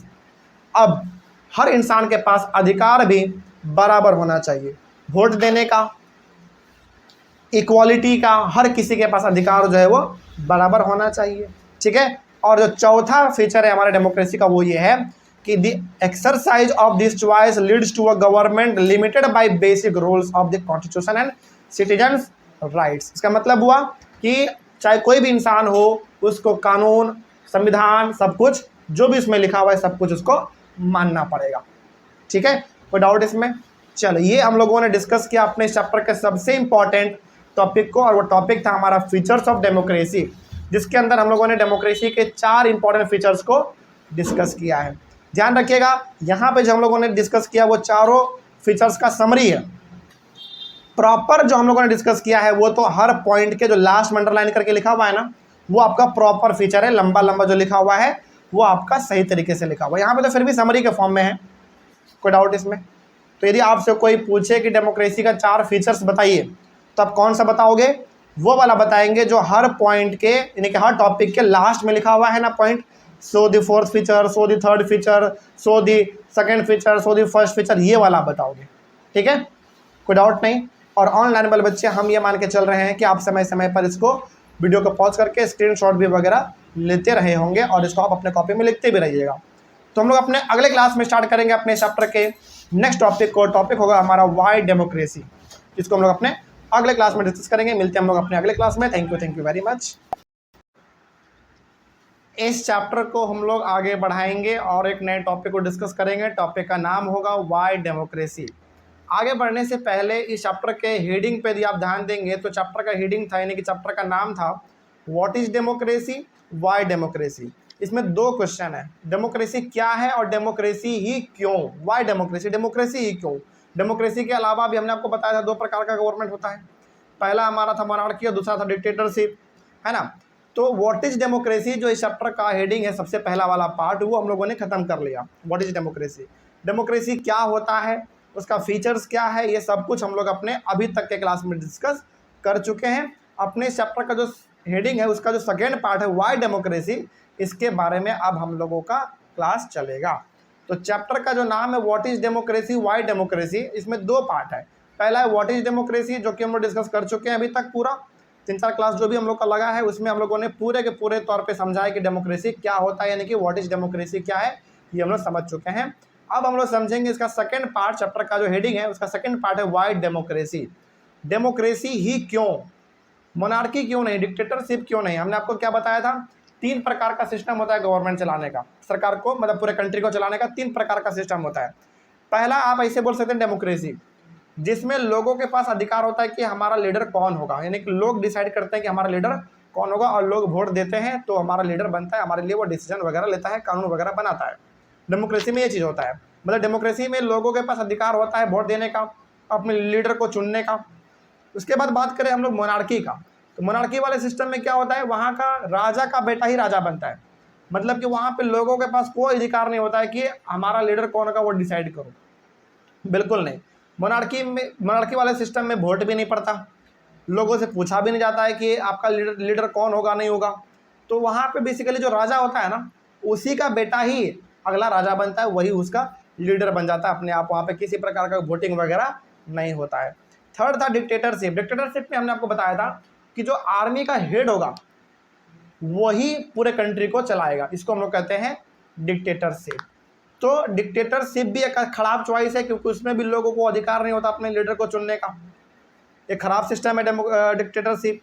Monarchy भी एक खराब सिस्टम है। क्यों सिस्टम है? क्योंकि उसमें भी लोगों के पास कोई अधिकार नहीं होता अपने लीडर को चुनने का। जो हमारा जो पहला नंबर पे आता है वो है हमारा डेमोक्रेसी। डेमोक्रेसी बेस्ट फॉर्म है गवर्नमेंट का, किसी भी कंट्री को चलाने का, क्योंकि यहाँ पे लोगों के पास अधिकार होता है अपने लीडर को चुनने का, सेलेक्ट करने का। चलिए आगे बढ़ते हैं। तो वाई डेमोक्रेसी, यानी कि डेमोक्रेसी ही क्यों, मोनार्की क्यों नहीं, डिक्टेटरशिप क्यों नहीं, तो डेमोक्रेसी ही हर कंट्री आज क्यों चाहता है, इसके पीछे रीजन है। चलिए शुरू करते हैं। सबसे पहला हमारा है आर्ग्यूमेंट्स अगेंस्ट डेमोक्रेसी। इसका मतलब आप बोल सकते हैं कि यहाँ पे डेमोक्रेसी का हम लोग डीमेरिट डिस्कस करने वाले हैं, या फिर आप इसको डिसएडवांटेज भी बोल सकते हैं। कहने का मतलब हुआ कि डेमोक्रेसी का अच्छाई भी है और बुराई भी है। तो पहले हम लोग बात करेंगे इसके बुराई के बारे में, ठीक है, फिर हम लोग डेमोक्रेसी के अच्छाई के बारे में भी बात करेंगे। तो डेमोक्रेसी का क्या बुराई है, पहले हम लोग उसके बारे में डिस्कस कर लेते हैं। तो यदि आपसे कोई पूछे कि डेमोक्रेसी का डीमेरिट बताओ या फिर डिसएडवांटेज बताओ, तो उसको आप इन्हीं सारे पॉइंट के साथ बताएंगे जो अभी हम लोग डिस्कस करने वाले हैं। चलिए शुरुआत करते हैं। सबसे पहला पॉइंट है इसमें कि leaders keep changing in a democracy, this leads to instability. Democracy का सबसे बड़ा खराबी ये है कि इसमें लीडर चेंज होता रहता है। क्यों लीडर चेंज होता रहता है? क्योंकि यहाँ पे लोगों के पास अधिकार है वोट देने का। लोगों को जिसको मन करेगा वोट देने का वो उसको देगा, वो, और जो जीतेगा वही हमारा लीडर बन गया। तो पहला जो खराबी है डेमोक्रेसी का वो ये है कि इसमें लीडर जो है हमारे वो चेंज होते रहते हैं। इससे एक स्टेबिलिटी बना नहीं रहता है। कहने का मतलब हुआ कि 5 साल के लिए ये आदमी लीडर है, तो अगला 5 साल में कोई और बन जाएगा, कोई और बन जाएगा, कोई और बन जाएगा। इसमें लीडर का हमेशा चेंज होना लगा रहता है। ये पहला बुराई है डेमोक्रेसी का। अगला है democracy is all about political competition and power play, there is no scope for morality. Democracy का सेकंड बुराई ये है कि ये पूरा का पूरा खेल जो है ना कंपटीशन का होता है, पावर का होता है। क्यों देखो, क्योंकि जब चुनाव होता है तो हर पार्टी चाहता है कि हमारा आदमी जीते, हमारे पार्टी के लोग ज़्यादा जीते, तो वो जीतने के लिए ना कुछ भी कर लेते हैं। इसमें किसी प्रकार का मोरालिटी नहीं है। मोरालिटी का मतलब हुआ इसमें किसी प्रकार का दया मया नहीं होता है। क्यों नहीं होता है? क्योंकि जितना है सबको अल्टीमेटली। तो डेमोक्रेसी में हर पार्टी चाहता है कि हमारा आदमी ज़्यादा जीते, हमारा गवर्नमेंट बने, तो यहाँ पे उस चीज़ के लिए ये कुछ भी कर लेता है ना। किसी को परेशान करना हो, किसी को तंग करना हो, तो ये भी कर लेते हैं। तो ये सेकंड बुराई है डेमोक्रेसी का, ठीक है। तो पहला बुराई क्या है हमारा? पहला बुराई है इनके, पहला डिसएडवांटेज ये है कि इसमें लीडर चेंज होते रहते हैं। दूसरा इसमें यह है कि डेमोक्रेसी पूरा का पूरा कंपटीशन का खेल है, पूरा का पूरा इसमें पावर का इस्तेमाल होता है। मतलब कि हर कोई इसमें चुनाव को जीतने के लिए अपना पावर का इस्तेमाल करता है, पैसे का इस्तेमाल करता है ना, जिसमें ये किसी भी हद तक चले जाते हैं अपने चुनाव को जीतने के लिए। क्या इसमें मोरालिटी जैसा चीज़ है, मानवता जैसा चीज़ कुछ है, दया मया ऐसा इसमें कुछ होता है? बिल्कुल नहीं। चुनाव जितना है तो जितना ही है, चाहे किसी भी हाल में। ये दूसरा बुराई है इसमें। So many people have to be consulted in a democracy that it leads to delays. Democracy में क्या होता है ना, कोई भी काम करने से पहले लोगों से राय विचार लिया जाता है, डिस्कस किया जाता है, और इसमें समय बहुत लग जाता है। तो तीसरा बुराई है कि डेमोक्रेटिक कंट्री में, यानी कैसा कंट्री जहाँ पर डेमोक्रेसी है वहाँ पे कोई डिसीजन लेना हो तो समय बहुत लगता है उस डिसीजन को लेने में। क्यों समय लगता है? क्योंकि सभी से पूछा जाता है इसमें कि भैया आप राजी हैं कि नहीं है, आप खुश हैं कि नहीं है, ये सब चीज़ इसमें पूछा जाता है। तो जो थर्ड डीमेरिट है, यानी कि डिसएडवांटेज, जो बुराई है हमारा डेमोक्रेसी का, वो ये है कि इसमें कोई भी काम होता है तो कंसल्ट से होता है। कंसल्ट का मतलब हुआ कि सबसे पूछताछ से काम होता है, जिसके वजह से इसमें क्या हो जाता है, कोई भी डिसीजन लेने में लेट हो जाता है, देरी हो जाता है। अगला है हमारा चौथा, elected leaders do not know the best interest of the people, it leads to bad decisions. कई बार क्या होता है डेमोक्रेसी में, हमने अपने लीडर को चुन तो लिया, हमने वोट देकर उसको जिता तो दिया चुनाव में, लेकिन कई बार वो हमारे ज़रूरत को समझ ही नहीं पाता, हमारे ज़रूरत पे वो कभी काम ही नहीं कर पाता, हमको जिस चीज़ का ज़रूरत है वो फुलफिल ही नहीं करता। तो ये चौथा बुराई हो गया। तो डेमोक्रेसी में क्या है, हम लोग अपने लीडर को चुन तो लेते हैं, हम लोग अपना लीडर डिसाइड तो कर लेते हैं कौन होगा वोट देकर, लेकिन वो हमारे ज़रूरत को नहीं जान पाता है कि हमको किस चीज़ का ज़रूरत है, ठीक है। ये चौथा बुराई हो गया डेमोक्रेसी का। अगला है democracy leads to corruption for it is based on electoral competition. Democracy में ना करप्शन बहुत होता है। करप्शन का मतलब हुआ कि यहाँ पे जनरली कोई काम बिना पैसा का होता ही नहीं है, आपको पैसा देना पड़ता है तब जाकर आपका काम होता है। समझ में आ रही है बात? ये चीज़ इसमें है। आगे बढ़ते हैं। तो इसमें इलेक्शन को जीतने के लिए, चुनाव को जीतने के लिए करप्शन यहाँ पे बहुत सारा होता है, गलत तरीके भी अपनाए जाते हैं। आगे, ordinary people don't know what is good for them, they should not decide anything. यहाँ तक कि डेमोक्रेसी में लोगों को ये भी नहीं पता होता है कि उनके लिए अच्छा क्या है और ख़राब क्या है, वो कुछ डिसाइड ही नहीं कर पाते हैं, है ना। तो ये हो गया हमारा 6वां बुराई डेमोक्रेसी का। इसमें 6 डीमेरिट हैं, जिसको आप डिसएडवांटेज भी बोल सकते हैं। 6 हैं, 6 में से यदि कम से कम आपको 5 भी याद रहता है तो आपका काम बन जाएगा, एग्जाम में आप इसको लिख के आएंगे, पूरा नंबर मिलेगा। चलिए आगे बढ़ते हैं। अगला इसमें है, अगला जो 3 पॉइंट है वो फीचर नहीं है, सॉरी वो डिसएडवांटेज नहीं है, बल्कि वो 3 अलग पॉइंट है लिखा हुआ। Democracy is not a magical solution for all the problem. चलिए अब जरा इसको समझिएगा। एक बात बताइए, यदि किसी कंट्री में डेमोक्रेसी है, मान लीजिए, क्या ज़रूरी है उस कंट्री का सारा प्रॉब्लम दूर हो जाएगा? बिल्कुल नहीं। तो डेमोक्रेसी यदि कहीं पर है, इसका मतलब ये नहीं समझना है कि इस कंट्री में समस्या है ही नहीं, लोग परेशान है ही नहीं। तो डेमोक्रेसी क्या है? बस एक गवर्नमेंट का सिस्टम है। अब ऐसा नहीं बोल सकते हैं आपकी डेमोक्रेसी है तो यहाँ पे कोई समस्या नहीं होना चाहिए, नहीं। डेमोक्रेसी है तो क्या हुआ, समस्या तो कहीं भी हो सकता है। तो लोग क्या सोच लेते हैं कि हमारा कंट्री डेमोक्रेटिक कंट्री है, यहाँ पे डेमोक्रेसी है तो यहाँ पे किसी प्रकार का कोई समस्या नहीं होगा। ऐसा नहीं होता है। डेमोक्रेसी है तो क्या हुआ, हर कंट्री में अपना अलग अलग समस्या होता है। ठीक है, आगे बात करते हैं। अगला है हमारा, it has not ended poverty in our country and in other parts of the world. बहुत सारे लोग ये भी सोचते हैं कि डेमोक्रेसी है तो गरीबी खत्म हो जाएगा। जैसे हमारे इंडिया में डेमोक्रेसी है, क्या इंडिया में डेमोक्रेसी है तो क्या गरीबी खत्म हो गया? बिल्कुल नहीं। तो ये नहीं सोचना चाहिए कि डेमोक्रेसी है तो गरीबी खत्म हो जाएगा, लेकिन हाँ इतना जरूर सोच सकते हैं कि डेमोक्रेसी है तो गरीबी को थोड़ा बहुत घटा सकता है ना। लोगों को अच्छा रोजगार देके, अच्छा हेल्थ फैसिलिटी देके उनका सब कुछ बेहतर कर सकता है। लेकिन ये ज़रूरी नहीं है कि किसी कंट्री में डेमोक्रेसी है तो वहाँ के सारे प्रॉब्लम दूर हो जाएंगे, वहाँ के सभी लोग जो गरीब तो वो अमीर हो जाएंगे, ज़रूरी नहीं है। आगे, democracy is just a form of government that ensures people take their own decisions. तो लास्ट में हम लोग ये बोल सकते हैं कि डेमोक्रेसी बेसिकली क्या है, एक गवर्नमेंट का सिस्टम है, सरकार चलाने का तरीका है। इससे लोगों को सारी उम्मीदें नहीं रखनी चाहिए। मतलब यदि किसी कंट्री में डेमोक्रेसी है, इसका मतलब ये नहीं मान लेना चाहिए कि डेमोक्रेसी है तो सारा प्रॉब्लम दूर कर देना है, गरीबी दूर कर देना है ना। ये सब ऐसा इसमें नहीं होता, बल्कि डेमोक्रेसी बस एक सरकार बनाने का, सरकार को चलाने का, कंट्री को रन करने का तरीका है। ठीक है, बस। तो कई सारे लोग ये समझते हैं कि डेमोक्रेसी है फिर भी यहाँ पे समस्या है, इसका मतलब डेमोक्रेसी ही गलत है। ऐसा नहीं समझना है। सिंपल से समझिए कि डेमोक्रेसी होने के बावजूद भी कंट्री में समस्याएं हो सकते हैं, अलग अलग प्रकार के चीज़ों को लेकर। बेरोजगारी का हो सकता है समस्या, अनाज का हो सकता है, बिल्कुल अलग अलग चीज़ों का समस्या हो सकता है। तो हम लोगों को समझना क्या चाहिए कि डेमोक्रेसी बस एक गवर्नमेंट का सिस्टम है जो हर समस्या का समाधान नहीं कर सकता। ठीक है, लेकिन हाँ इतना जरूर कह सकते हैं कि डेमोक्रेसी सबसे बेस्ट सिस्टम होता है किसी भी कंट्री को चलाने के लिए। चलिए, हमारा ये वाला टॉपिक कंप्लीट हुआ, जिसमें हम लोगों ने समझा डीमेरिट यानी कि डेमोक्रेसी का बुराई, डिसएडवांटेज। अब हम लोग बात करेंगे आर्ग्यूमेंट्स फॉर डेमोक्रेसी, यानी कि मेरिट्स भी आप इसको बोल सकते हैं या फिर आप इसको एडवांटेजेस भी बोल सकते हैं, लेकिन हम लोग इसको डिस्कस करेंगे अपने अगले क्लास में। Thank you very much. Next discuss करेंगे आर्ग्यूमेंट्स फॉर डेमोक्रेसी। इसका मतलब है कि हम लोग इसमें बात करने वाले डेमोक्रेसी के मेरिट्स के बारे में, यानी कि अच्छाई के बारे में। पहले हम लोगों ने देखा डीमेरिट कि डेमोक्रेसी का क्या क्या बुराई हो सकता है, डिसएडवांटेज क्या हो सकता है। डीमेरिट बोले, डिसएडवांटेज बोले, दोनों का मतलब सेम है। अब हम लोग बात करेंगे कि डेमोक्रेसी का मेरिट क्या हो सकता है, यानी कि डिसएडवांटेज का अच्छाई क्या हो सकता है। चलिए, इसको समझने के लिए ना यहाँ पे फिर से चाइना का एग्जाम्पल दिया गया है।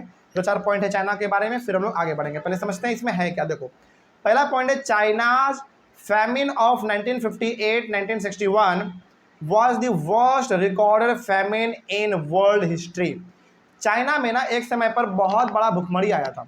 भुखमरी का मतलब हुआ, फेमिन का मतलब होता है भुखमरी, और भुखमरी का सिंपल सा मतलब है कि वहाँ पे लोगों को खाने तक का अनाज नहीं मिल पा रहा था। सोचो, और चाइना में जो भुखमरी था वो 1958 से लेकर 1961 तक चला। लगभग कितना साल? 59, 60, 61, लगभग 3-3.5 साल, आप अप्रॉक्स 4 साल मान सकते हैं। तो चाइना में 1958 से लेकर 1961 तक, ये जो लगभग 4 साल का जो समय है, इसमें ना चाइना में बहुत बड़े लेवल पे भुखमरी देखने को मिला। और भुखमरी का सिंपल सा मतलब क्या हुआ, लोगों को अनाज खाने तक का भी नहीं मिल पा रहा था। और ये दुनिया का सबसे बड़ा भुखमरी था, दुनिया का सबसे बड़ा फेमिन था। Nearly 3 crore people died in this famine. सोचो, लगभग उस समय पे चाइना के 3 करोड़ लोग भूख से मर गए थे, अनाज ही नहीं मिल पा रहा था उनको खाने के लिए। इसीलिए दुनिया का सबसे बड़ा भुखमरी वाला सिचुएशन था चाइना में जो हुआ था। ठीक है, लगभग 3 करोड़ लोग मारे गए थे, एकदम जिंदा मर गए थे भूख के वजह से, अनाज ही नहीं मिल पा रहा था। During those days India's economic condition was not much better than China. उस समय के बारे में जब हम लोग बात करें, उसी समय के आसपास, तो हमारा इंडिया भी बहुत अच्छे हालत में नहीं था। लेकिन फिर इंडिया में भुखमरी क्यों नहीं आया, समझिएगा ध्यान से। यहाँ पे चाइना का एग्जाम्पल लेके आपको इंडिया के बारे में समझाने का कोशिश किया जा रहा है। 1958-1961 के आसपास जैसा हालत चाइना का था वैसा ही हालत हमारे इंडिया का भी था। लेकिन भुखमरी केवल कहाँ देखने को मिला, चाइना में देखने को मिला। इंडिया में भुखमरी उस समय पे देखने को नहीं मिला। मतलब इंडिया में उस समय पे भूख से एक भी आदमी नहीं मरे थे, जबकि दोनों का जगह पे सिचुएशन कैसा था, लगभग सेम था। ऐसा इसलिए हुआ, वही यहाँ पे लिखा हुआ है कि however India did not have a famine of this kind China had. Economist think that this was a result of different government policies in the 2 countries. जो बड़े बड़े इकोनॉमिस्ट हैं, जो कि पूरा का पूरा जानते हैं कि आखिर ऐसा चाइना में क्यों हुआ, इंडिया में क्यों नहीं हुआ, उनका मानना ये है कि जैसा हालत चाइना में था वैसा ही हालत हमारे इंडिया का भी था उस समय पे। लेकिन चाइना में भुखमरी आया जिसके वजह से 3 करोड़ लोग मारे गए, और इंडिया में ऐसा कुछ नहीं हुआ। इसका सिंपल सा मतलब जो बड़े बड़े ज्ञानी लोग हैं वो लोग ये बताते हैं कि वहाँ का सरकार में और इंडिया का सरकार में फ़र्क था। वहाँ का जो सरकार था, जो चाइना को रूल करते थे, चलाते थे, उनका तरीका रूल करने का अलग था, जिसके वजह से भुखमरी आया, और इंडिया का तरीका अपना अलग था, जिसके वजह से यहाँ पे भुखमरी जैसा चीज़ कुछ देखने को नहीं मिला हम लोगों को। ठीक है, आगे बढ़ते हैं। The existence of democracy in India made the Indian government respond to food security in a way that the Chinese government did not. अब हुआ क्या एक्चुअली में, समझिए। हालांकि इंडिया और चाइना का कंडीशन लगभग उस समय बराबर था, लेकिन इसके बावजूद चाइना में भुखमरी आया लेकिन इंडिया में भुखमरी नहीं आया। इसके पीछे का सबसे बड़ा रीज़न ये है कि उस समय पे इंडियन गवर्नमेंट ने, यानी कि भारत सरकार ने, फूड सिक्योरिटी लॉन्च किया था। फूड सिक्योरिटी का मतलब हो गया कि भारत सरकार अपने गोडाउन में बड़े लेवल पे अनाज को इकट्ठा करके रखेगा, और उस समय पे रखा भी गया था। इसीलिए हमारे इंडिया में भुखमरी देखने को नहीं मिला। जिस जिस जगह पे अनाज का कमी हुआ, लोगों को सरकार ने अपने गोडाउन से निकाल के लोगों को बांट दिया। लेकिन ऐसा वाला सिस्टम जो है वो चाइना में नहीं किया गया था, जिसके वजह से वहाँ पे भुखमरी आया और लगभग 3 करोड़ लोग मारे गए। तो यदि अब आपसे कोई पूछे कि बताइए, चाइना और इंडिया का सिचुएशन 1958-1961 के आसपास दोनों का लगभग सेम सिचुएशन था, सेम कंडीशन था। इसके बावजूद चाइना में केवल भुखमरी आया जिसमें 3 करोड़ लोग मारे गए, इंडिया में वैसा कुछ देखने को नहीं मिला। ऐसा क्यों? तो बताइएगा। ऐसा इसलिए हुआ क्योंकि उस समय पे इंडियन गवर्नमेंट ने अपने गोडाउन में, यानी कि भारत सरकार ने अपने गोडाउन में भारी मात्रा में अनाज को इकट्ठा करके रखा था। इसलिए रखा था ताकि किसी प्रकार का मुसीबत आ जाए, अनाज का उपज ना हो, तो गरीब लोगों को वो अनाज खिलाया जा सके जो भारत सरकार के गोडाउन में रखा हुआ है। इसीलिए, हाँ बोलो। बिल्कुल। और उस समय पे जब से हमारा देश आज़ाद हुआ है ना, तब से हमारा जो भारत सरकार है बहुत सतर्क हो गया है, क्योंकि उनको पता है जिस प्रकार का समस्या अंग्रेजों के सामने आता था वैसा समस्या अभी भी तो आ सकता है ना। तो उस समस्या का सामना हम लोग को ना करना पड़े, इसलिए हम लोग पहले से क्या कर लिए, गोडाउन में अनाज को ठूस के रख दिए, जिसके वजह से लोगों को अनाज जब नहीं हुआ खेतों में, तो भारत सरकार ने अपने गोडाउन से निकाल के लोगों को पेट भरा। इसके वजह से किसी प्रकार का भुखमरी इंडिया में देखने को नहीं मिला। ठीक है, आगे बढ़ते हैं। उसके बाद है democracy is better than any other form of government in responding to the needs of the people. तो बताइए, डेमोक्रेसी जो है बाकी अदर फॉर्म ऑफ गवर्नमेंट से, जैसे मोनार्की, डिक्टेटरशिप, इन सबसे बढ़िया इसलिए है क्योंकि यहाँ पे डेमोक्रेसी में सबसे ज़्यादा ख्याल यदि किसी का रखा जाता है तो वो आम आदमी का रखा जाता है। जैसे इंडिया में भारत सरकार ने गोडाउन बनाया, गोडाउन उन्होंने क्यों बनाया? अपने फ़ायदे के लिए नहीं, लोगों के फ़ायदे के लिए बनाया, क्योंकि उनको पता था कि आने वाले समय में कभी भी ऐसा समय हो सकता है कि भुखमरी आ जाए, तो लोगों को समस्या ना हो, इसलिए उन्होंने गोडाउन बना के उसमें अनाज को भरवा दिया। तो डेमोक्रेसी में बेसिकली क्या होता है, लोगों के बारे में सोचा जाता है। डेमोक्रेसी में क्या होता है, लोगों के बारे में सोचा जाता है, लोगों को जो ज़रूरत है वो पूरा किया जाता है। लेकिन मोनार्की और डिक्टेटरशिप में लोगों का क्या इच्छा है, उनको किस चीज़ का ज़रूरत है, उसका ख्याल भी नहीं रखा जाता है। इसीलिए डेमोक्रेसी क्या है, सबसे बेस्ट फॉर्म ऑफ गवर्नमेंट है। किसके मुकाबले? मोनार्की और डिक्टेटरशिप के मुकाबले डेमोक्रेसी बेस्ट, यानी कि मोनार्की और डिक्टेटरशिप के मुकाबले democracy best form of government है, क्योंकि यहाँ पे लोगों का बात माना जाता है, सबसे पहले उनके बारे में ही सोचा जाता है। आगे बढ़ते हैं, उसके बाद a non democratic government may and can respond to the people's need but it all depends on the wishes of the people who rule. Democracy में क्या है, लोगों के बातों को माना जाता है कि भैया लोगों को क्या समस्या है उसके समस्या को दूर करो, लेकिन वही चीज़ डिक्टेटरशिप और मोनार्की में ये चीज़ नहीं पूछा जाता है, यानी कि लोगों को किस चीज़ का ज़रूरत है, लोगों को क्या चाहिए, लोग किन समस्या से लड़ रहे हैं, उनको उनसे कोई मतलब नहीं होता है। ठीक है, आगे बढ़ते हैं। सो अंडरलाइन किए हुए हैं तो बहुत इंपॉर्टेंट पॉइंट है, इसलिए हम लोग यहाँ पे बात कर रहे हैं कि so a democratic government is a better government because it is a more accountable form of government. तो हम लोग बोल सकते हैं कि जो डेमोक्रेसी होता है, यानी कि जो डेमोक्रेटिक गवर्नमेंट होता है, जहाँ पे डेमोक्रेसी होता है, वो एक बेस्ट फॉर्म ऑफ गवर्नमेंट है। क्यों है भाई? क्योंकि ये सरकार, मतलब कि डेमोक्रेसी जो है बेस्ट इसलिए है क्योंकि यहाँ पे सबसे ज़्यादा यदि किसी को वैल्यू दिया जाता है तो वो आम आदमी को दिया जाता है, पहली बात। दूसरी बात, सरकार से हम लोग सवाल जवाब भी कर सकते हैं कि आपने इतना पैसा कहाँ खर्च किया, आपने हमारा वादा अभी तक पूरा क्यों नहीं किया, मतलब जो भी आप पूछना चाहते हैं सरकार से वो आप पूछ सकते हैं। इसीलिए डेमोक्रेसी जो वो सबसे बेटर फॉर्म ऑफ गवर्नमेंट माना जाता है as compare to monarchy and dictatorship. ठीक है, आगे। Democracy is based on consultation and discussion. Democracy में होता क्या है ना, डेमोक्रेसी में कोई भी डिसीजन लिया जाएगा तो पहले कंसल्ट किया जाएगा, डिस्कस किया जाएगा, मतलब सभी से राय विचार लिया जाएगा कि ये कानून हम निकालने वाले हैं, आप खुश है कि नहीं है। लेकिन क्या कोई भी कानून निकालना हो डिक्टेटरशिप और मोनार्की में, क्या आम आदमी से पूछा जाएगा? बिल्कुल नहीं। जैसे मान लेते हैं राजा का बारे में, राजा का मन किया कि कानून निकाल दिया जाए, कुछ भी कानून हो सकता है, कानून कुछ भी हो सकता है, राजा का मन किया कि ये कानून लागू कर दिया जाए तो हो जाएगा, सिंपल सी बात है। लेकिन डेमोक्रेसी में क्या होता है कि डेमोक्रेसी में कोई भी डिसीजन लिया जाएगा तो सबसे पहले, मतलब डेमोक्रेसी में कोई भी डिसीजन लेने से पहले कंसल्ट होता है, डिस्कशन होता है, मतलब पूरा राय विचार लिया जाता है कि आप खुश हैं कि नहीं है, इस कानून को निकालने से लोगों को समस्या तो नहीं होगा।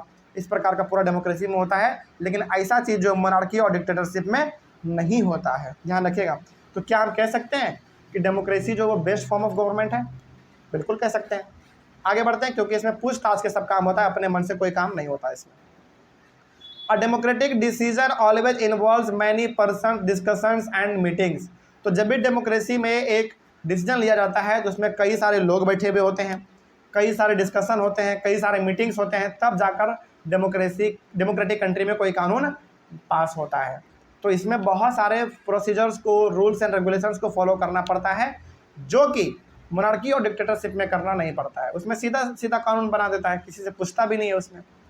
This takes time but there is a big advantage in taking time over important decision. देखो, डेमोक्रेटिक कंट्री में ना कोई भी डिसीजन लेने में समय तो लगता है, समय भले लग रहा है, लेकिन जब डिसीजन लिया जाएगा तो वो डिसीजन बेस्ट होता है, ध्यान रखिएगा। देखो, मोनार्की और डिक्टेटरशिप में क्या होता है ना, उसमें कोई भी डिसीजन लेने से पहले राजा या फिर जो आर्मी का हेड होता है, आप इसको ऐसे समझिए, मान लीजिए कोई कंट्री है जहाँ पे राजा महाराजा वाला सिस्टम चलता है, उसको कोई डिसीजन लेना है तो क्या वो किसी से पूछेगा?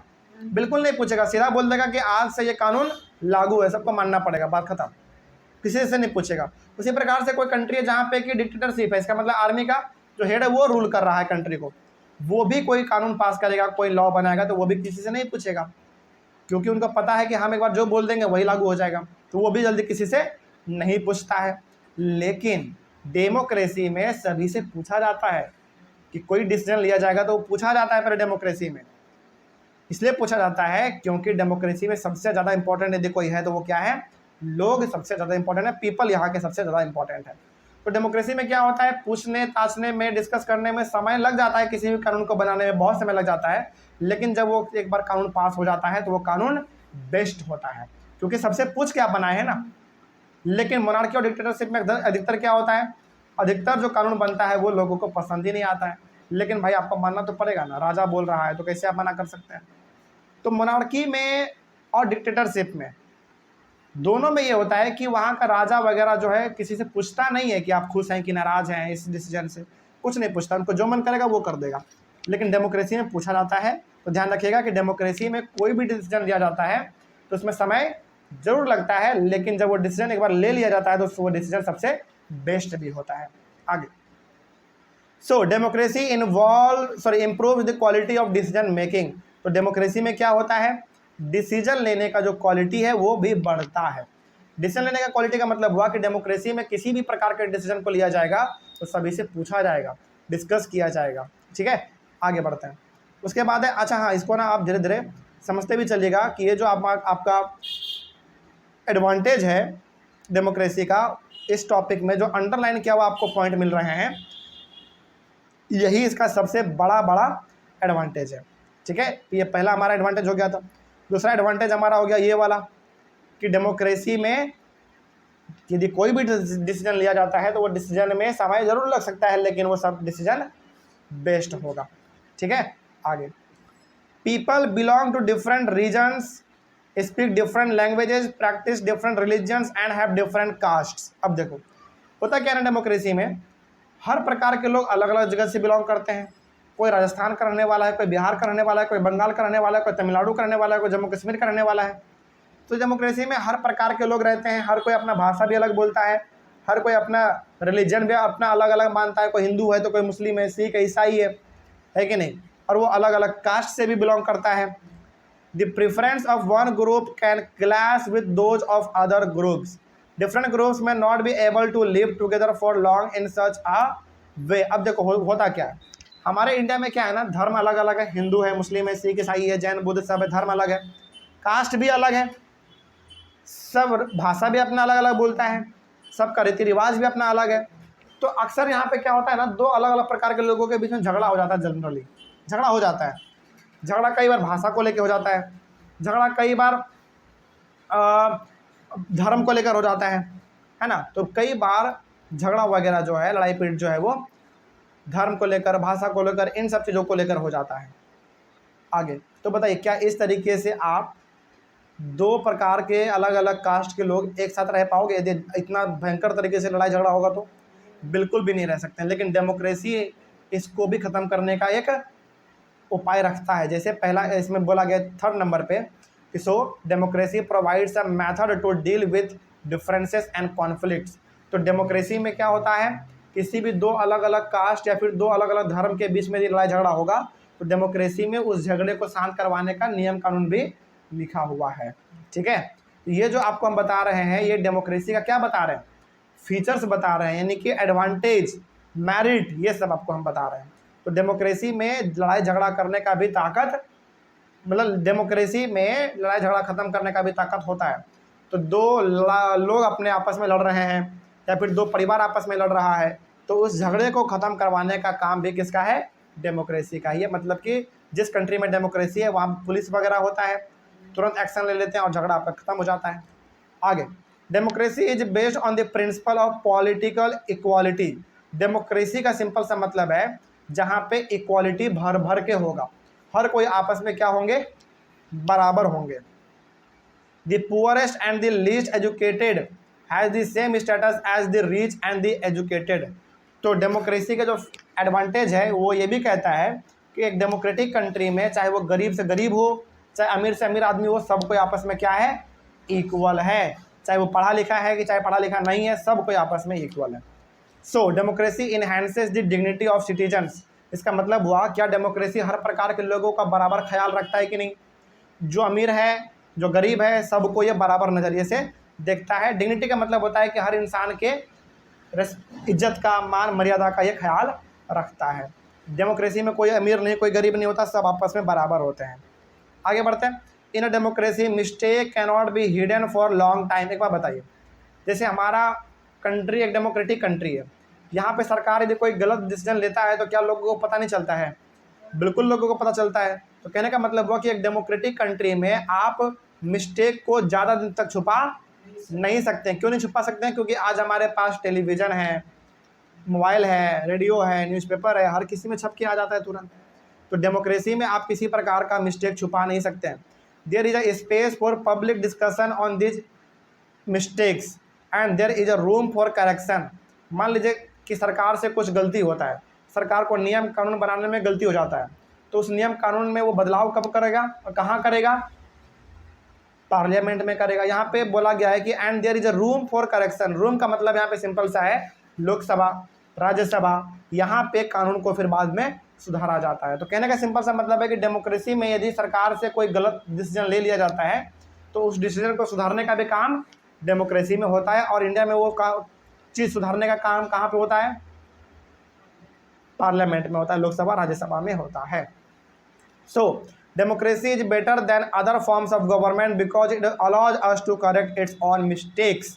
तो डेमोक्रेसी एक बेहतर फॉर्म इसलिए है क्योंकि इसमें हम लोगों को अपना गलती ही सुधारने का मौका मिलता है। अपना गलती सुधारने का मौका मिलता है, इसका मतलब हुआ कि सरकार कई बार डिसीजन कुछ गलत ले लेते हैं, फिर उनको पता चलता है कि अरे यार हमने जो डिसीजन लिया वो तो गलत है। फिर उस डिसीजन को वो क्या करता है?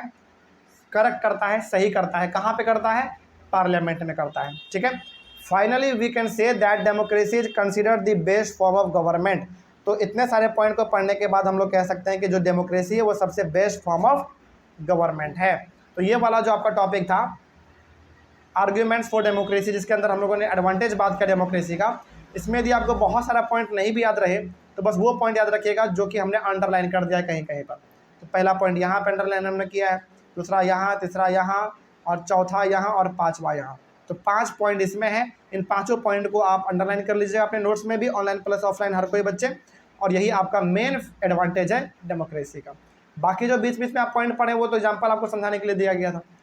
ये हो गया हमारा टॉपिक खत्म। अगला टॉपिक है हमारा ब्रॉडर मीनिंग्स ऑफ डेमोक्रेसी। इसको हम लोग अपने अगले क्लास में डिस्कस करेंगे। मिलते हैं हम लोग अपने अगले क्लास में। Thank you very much. Discuss करेंगे हम लोग अपने चैप्टर के सबसे लास्ट टॉपिक को। टॉपिक का नाम है ब्रॉडर मीनिंग्स ऑफ डेमोक्रेसी। हम लोगों ने अपने इस पूरे चैप्टर में अभी तक जो पढ़ा है वो डेमोक्रेसी के बारे में ही केवल पढ़ा हमने। डेमोक्रेसी का फीचर्स, डेमोक्रेसी का डिसएडवांटेज, डेमोक्रेसी का एडवांटेज, सब कुछ हम लोग डिस्कस कर चुके हैं। तो डेमोक्रेसी का जो मीनिंग है ना वो ब्रॉडर होता है। ब्रॉडर का मतलब है कि डेमोक्रेसी का जो मीनिंग है, जो सही मतलब है, वो बहुत ज़्यादा होता है, बड़ा। ठीक है। देखिए इसमें क्या लिखा हुआ है। इसमें पहला पॉइंट है कि the majority of people rule through their elected representatives. बताइए हम लोगों के ऊपर रूल कौन करता है, यानी कि हमारे लिए कानून, काम वगैरह कौन करवाता है? हमारा लीडर, जिसको हम लोग चुनते हैं, वोट देते हैं, है ना। आगे दिस बिकम्स नेसेसरी बिकॉज, ये जरूरी है। क्यों जरूरी है पता है? मतलब हम लोग जिसको वोट दिए हैं, जिसको हमने अपना लीडर बनाया है, वही सारा काम करता है हमारा। इसके पीछे क्या रीजन है समझो। Modern democracies involve a large number of people that it is physically impossible for them to sit together and may take a collective decision. एक बात बताइए, क्या ये हम लोगों के संभव में है कि हर कोई आपस में बैठे और किसी चीज़ को लेकर डिस्कशन करे? जैसे मान लीजिए, सपोज करिए कि हमारा पटना में किस प्रकार का काम होना है, यदि लोग बैठ कर डिसाइड करने लग गए तो क्या कर पाएंगे? कभी नहीं कर पाएंगे, क्योंकि लोगों के पास इतना टाइम ही नहीं है कि वो समय पे बैठे और डिस्कस करें। इसके लिए हम लोग क्या करते हैं? अपने लीडर को चुनते हैं, वोट देते हैं, और लीडर जो काम करता है इसका मतलब है कि काम हम लोग कर रहे हैं। तो कहने का सिंपल सा मतलब यहाँ पे ये है कि ज़्यादातर जो हमारा डिसीजन लेना होता है वो कौन लेता है? हमारा लीडर करता है। इसलिए करता है क्योंकि यदि हम लोग खुद में डिसीजन लेने लग गए ना तो फिर लड़ाई झगड़ा काफ़ी सारा हो जाएगा। मान लीजिए कोई कह रहा है कि रोड बनना चाहिए, कोई कह रहा है कि रोड नहीं बनना चाहिए, तो क्या लड़ाई झगड़ा नहीं होगा? ऐसा ना हो इसलिए हम लोग अपने लीडर पे छोड़ देते हैं कि भैया आपको जो डिसीजन लेना है आप ही डिसीजन लो, है ना। इसलिए हम लोग अपने सबसे इंपॉर्टेंट यदि किसी को मानते हैं डिसीजन लेने में तो अपने लीडर को मानते हैं। ठीक है।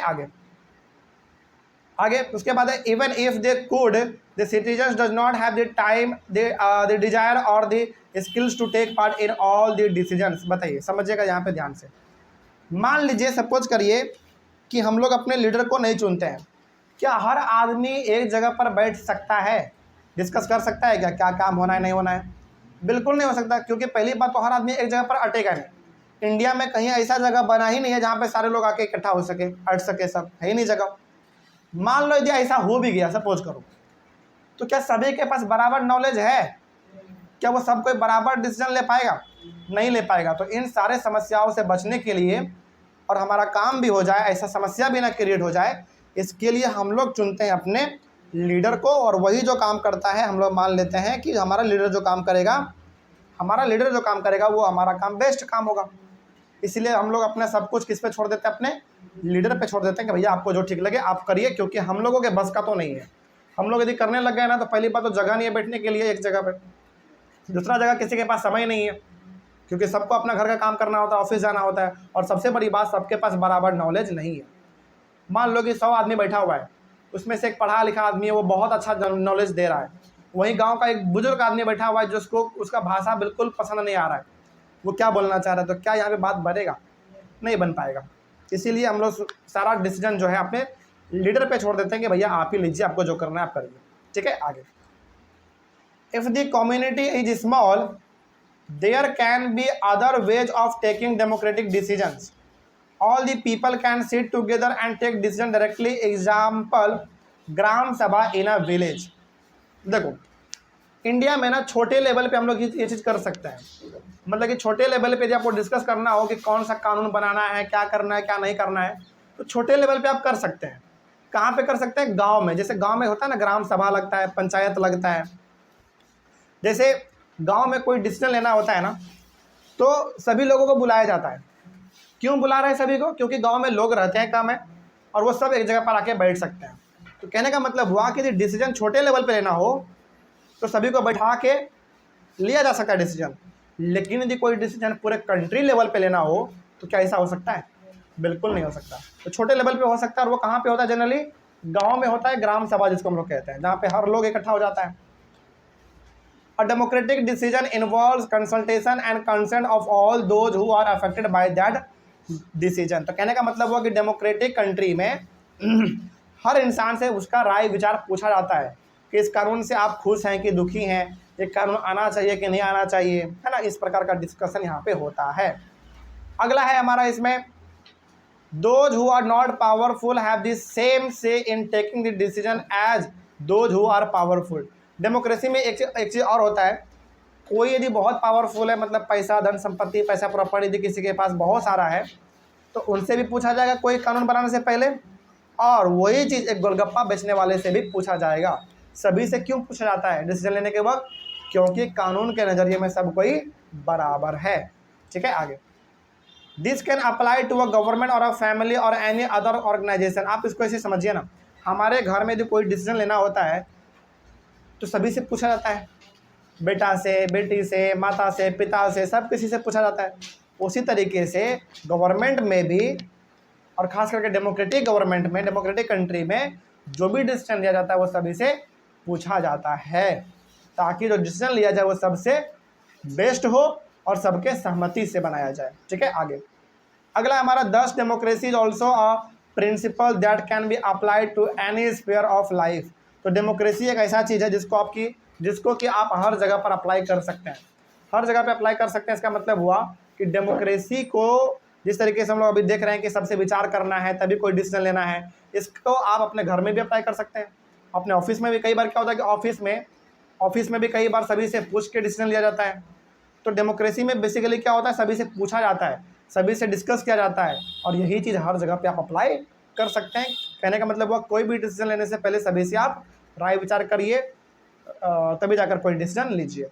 इस तरीके से हमारे टॉपिक और टॉपिक के साथ पूरा का पूरा चैप्टर हमारा खत्म होता है। क्या इस चैप्टर में कहीं कोई दिक्कत, कोई डाउट है आप लोगों को? चलिए, बहुत अच्छी बात है, डाउट नहीं है। तो हम लोग मिलेंगे अपने अगले चैप्टर में एक नए चैप्टर के साथ और एक नई शुरुआत के साथ। तब तक के लिए thank you very much and have a nice day.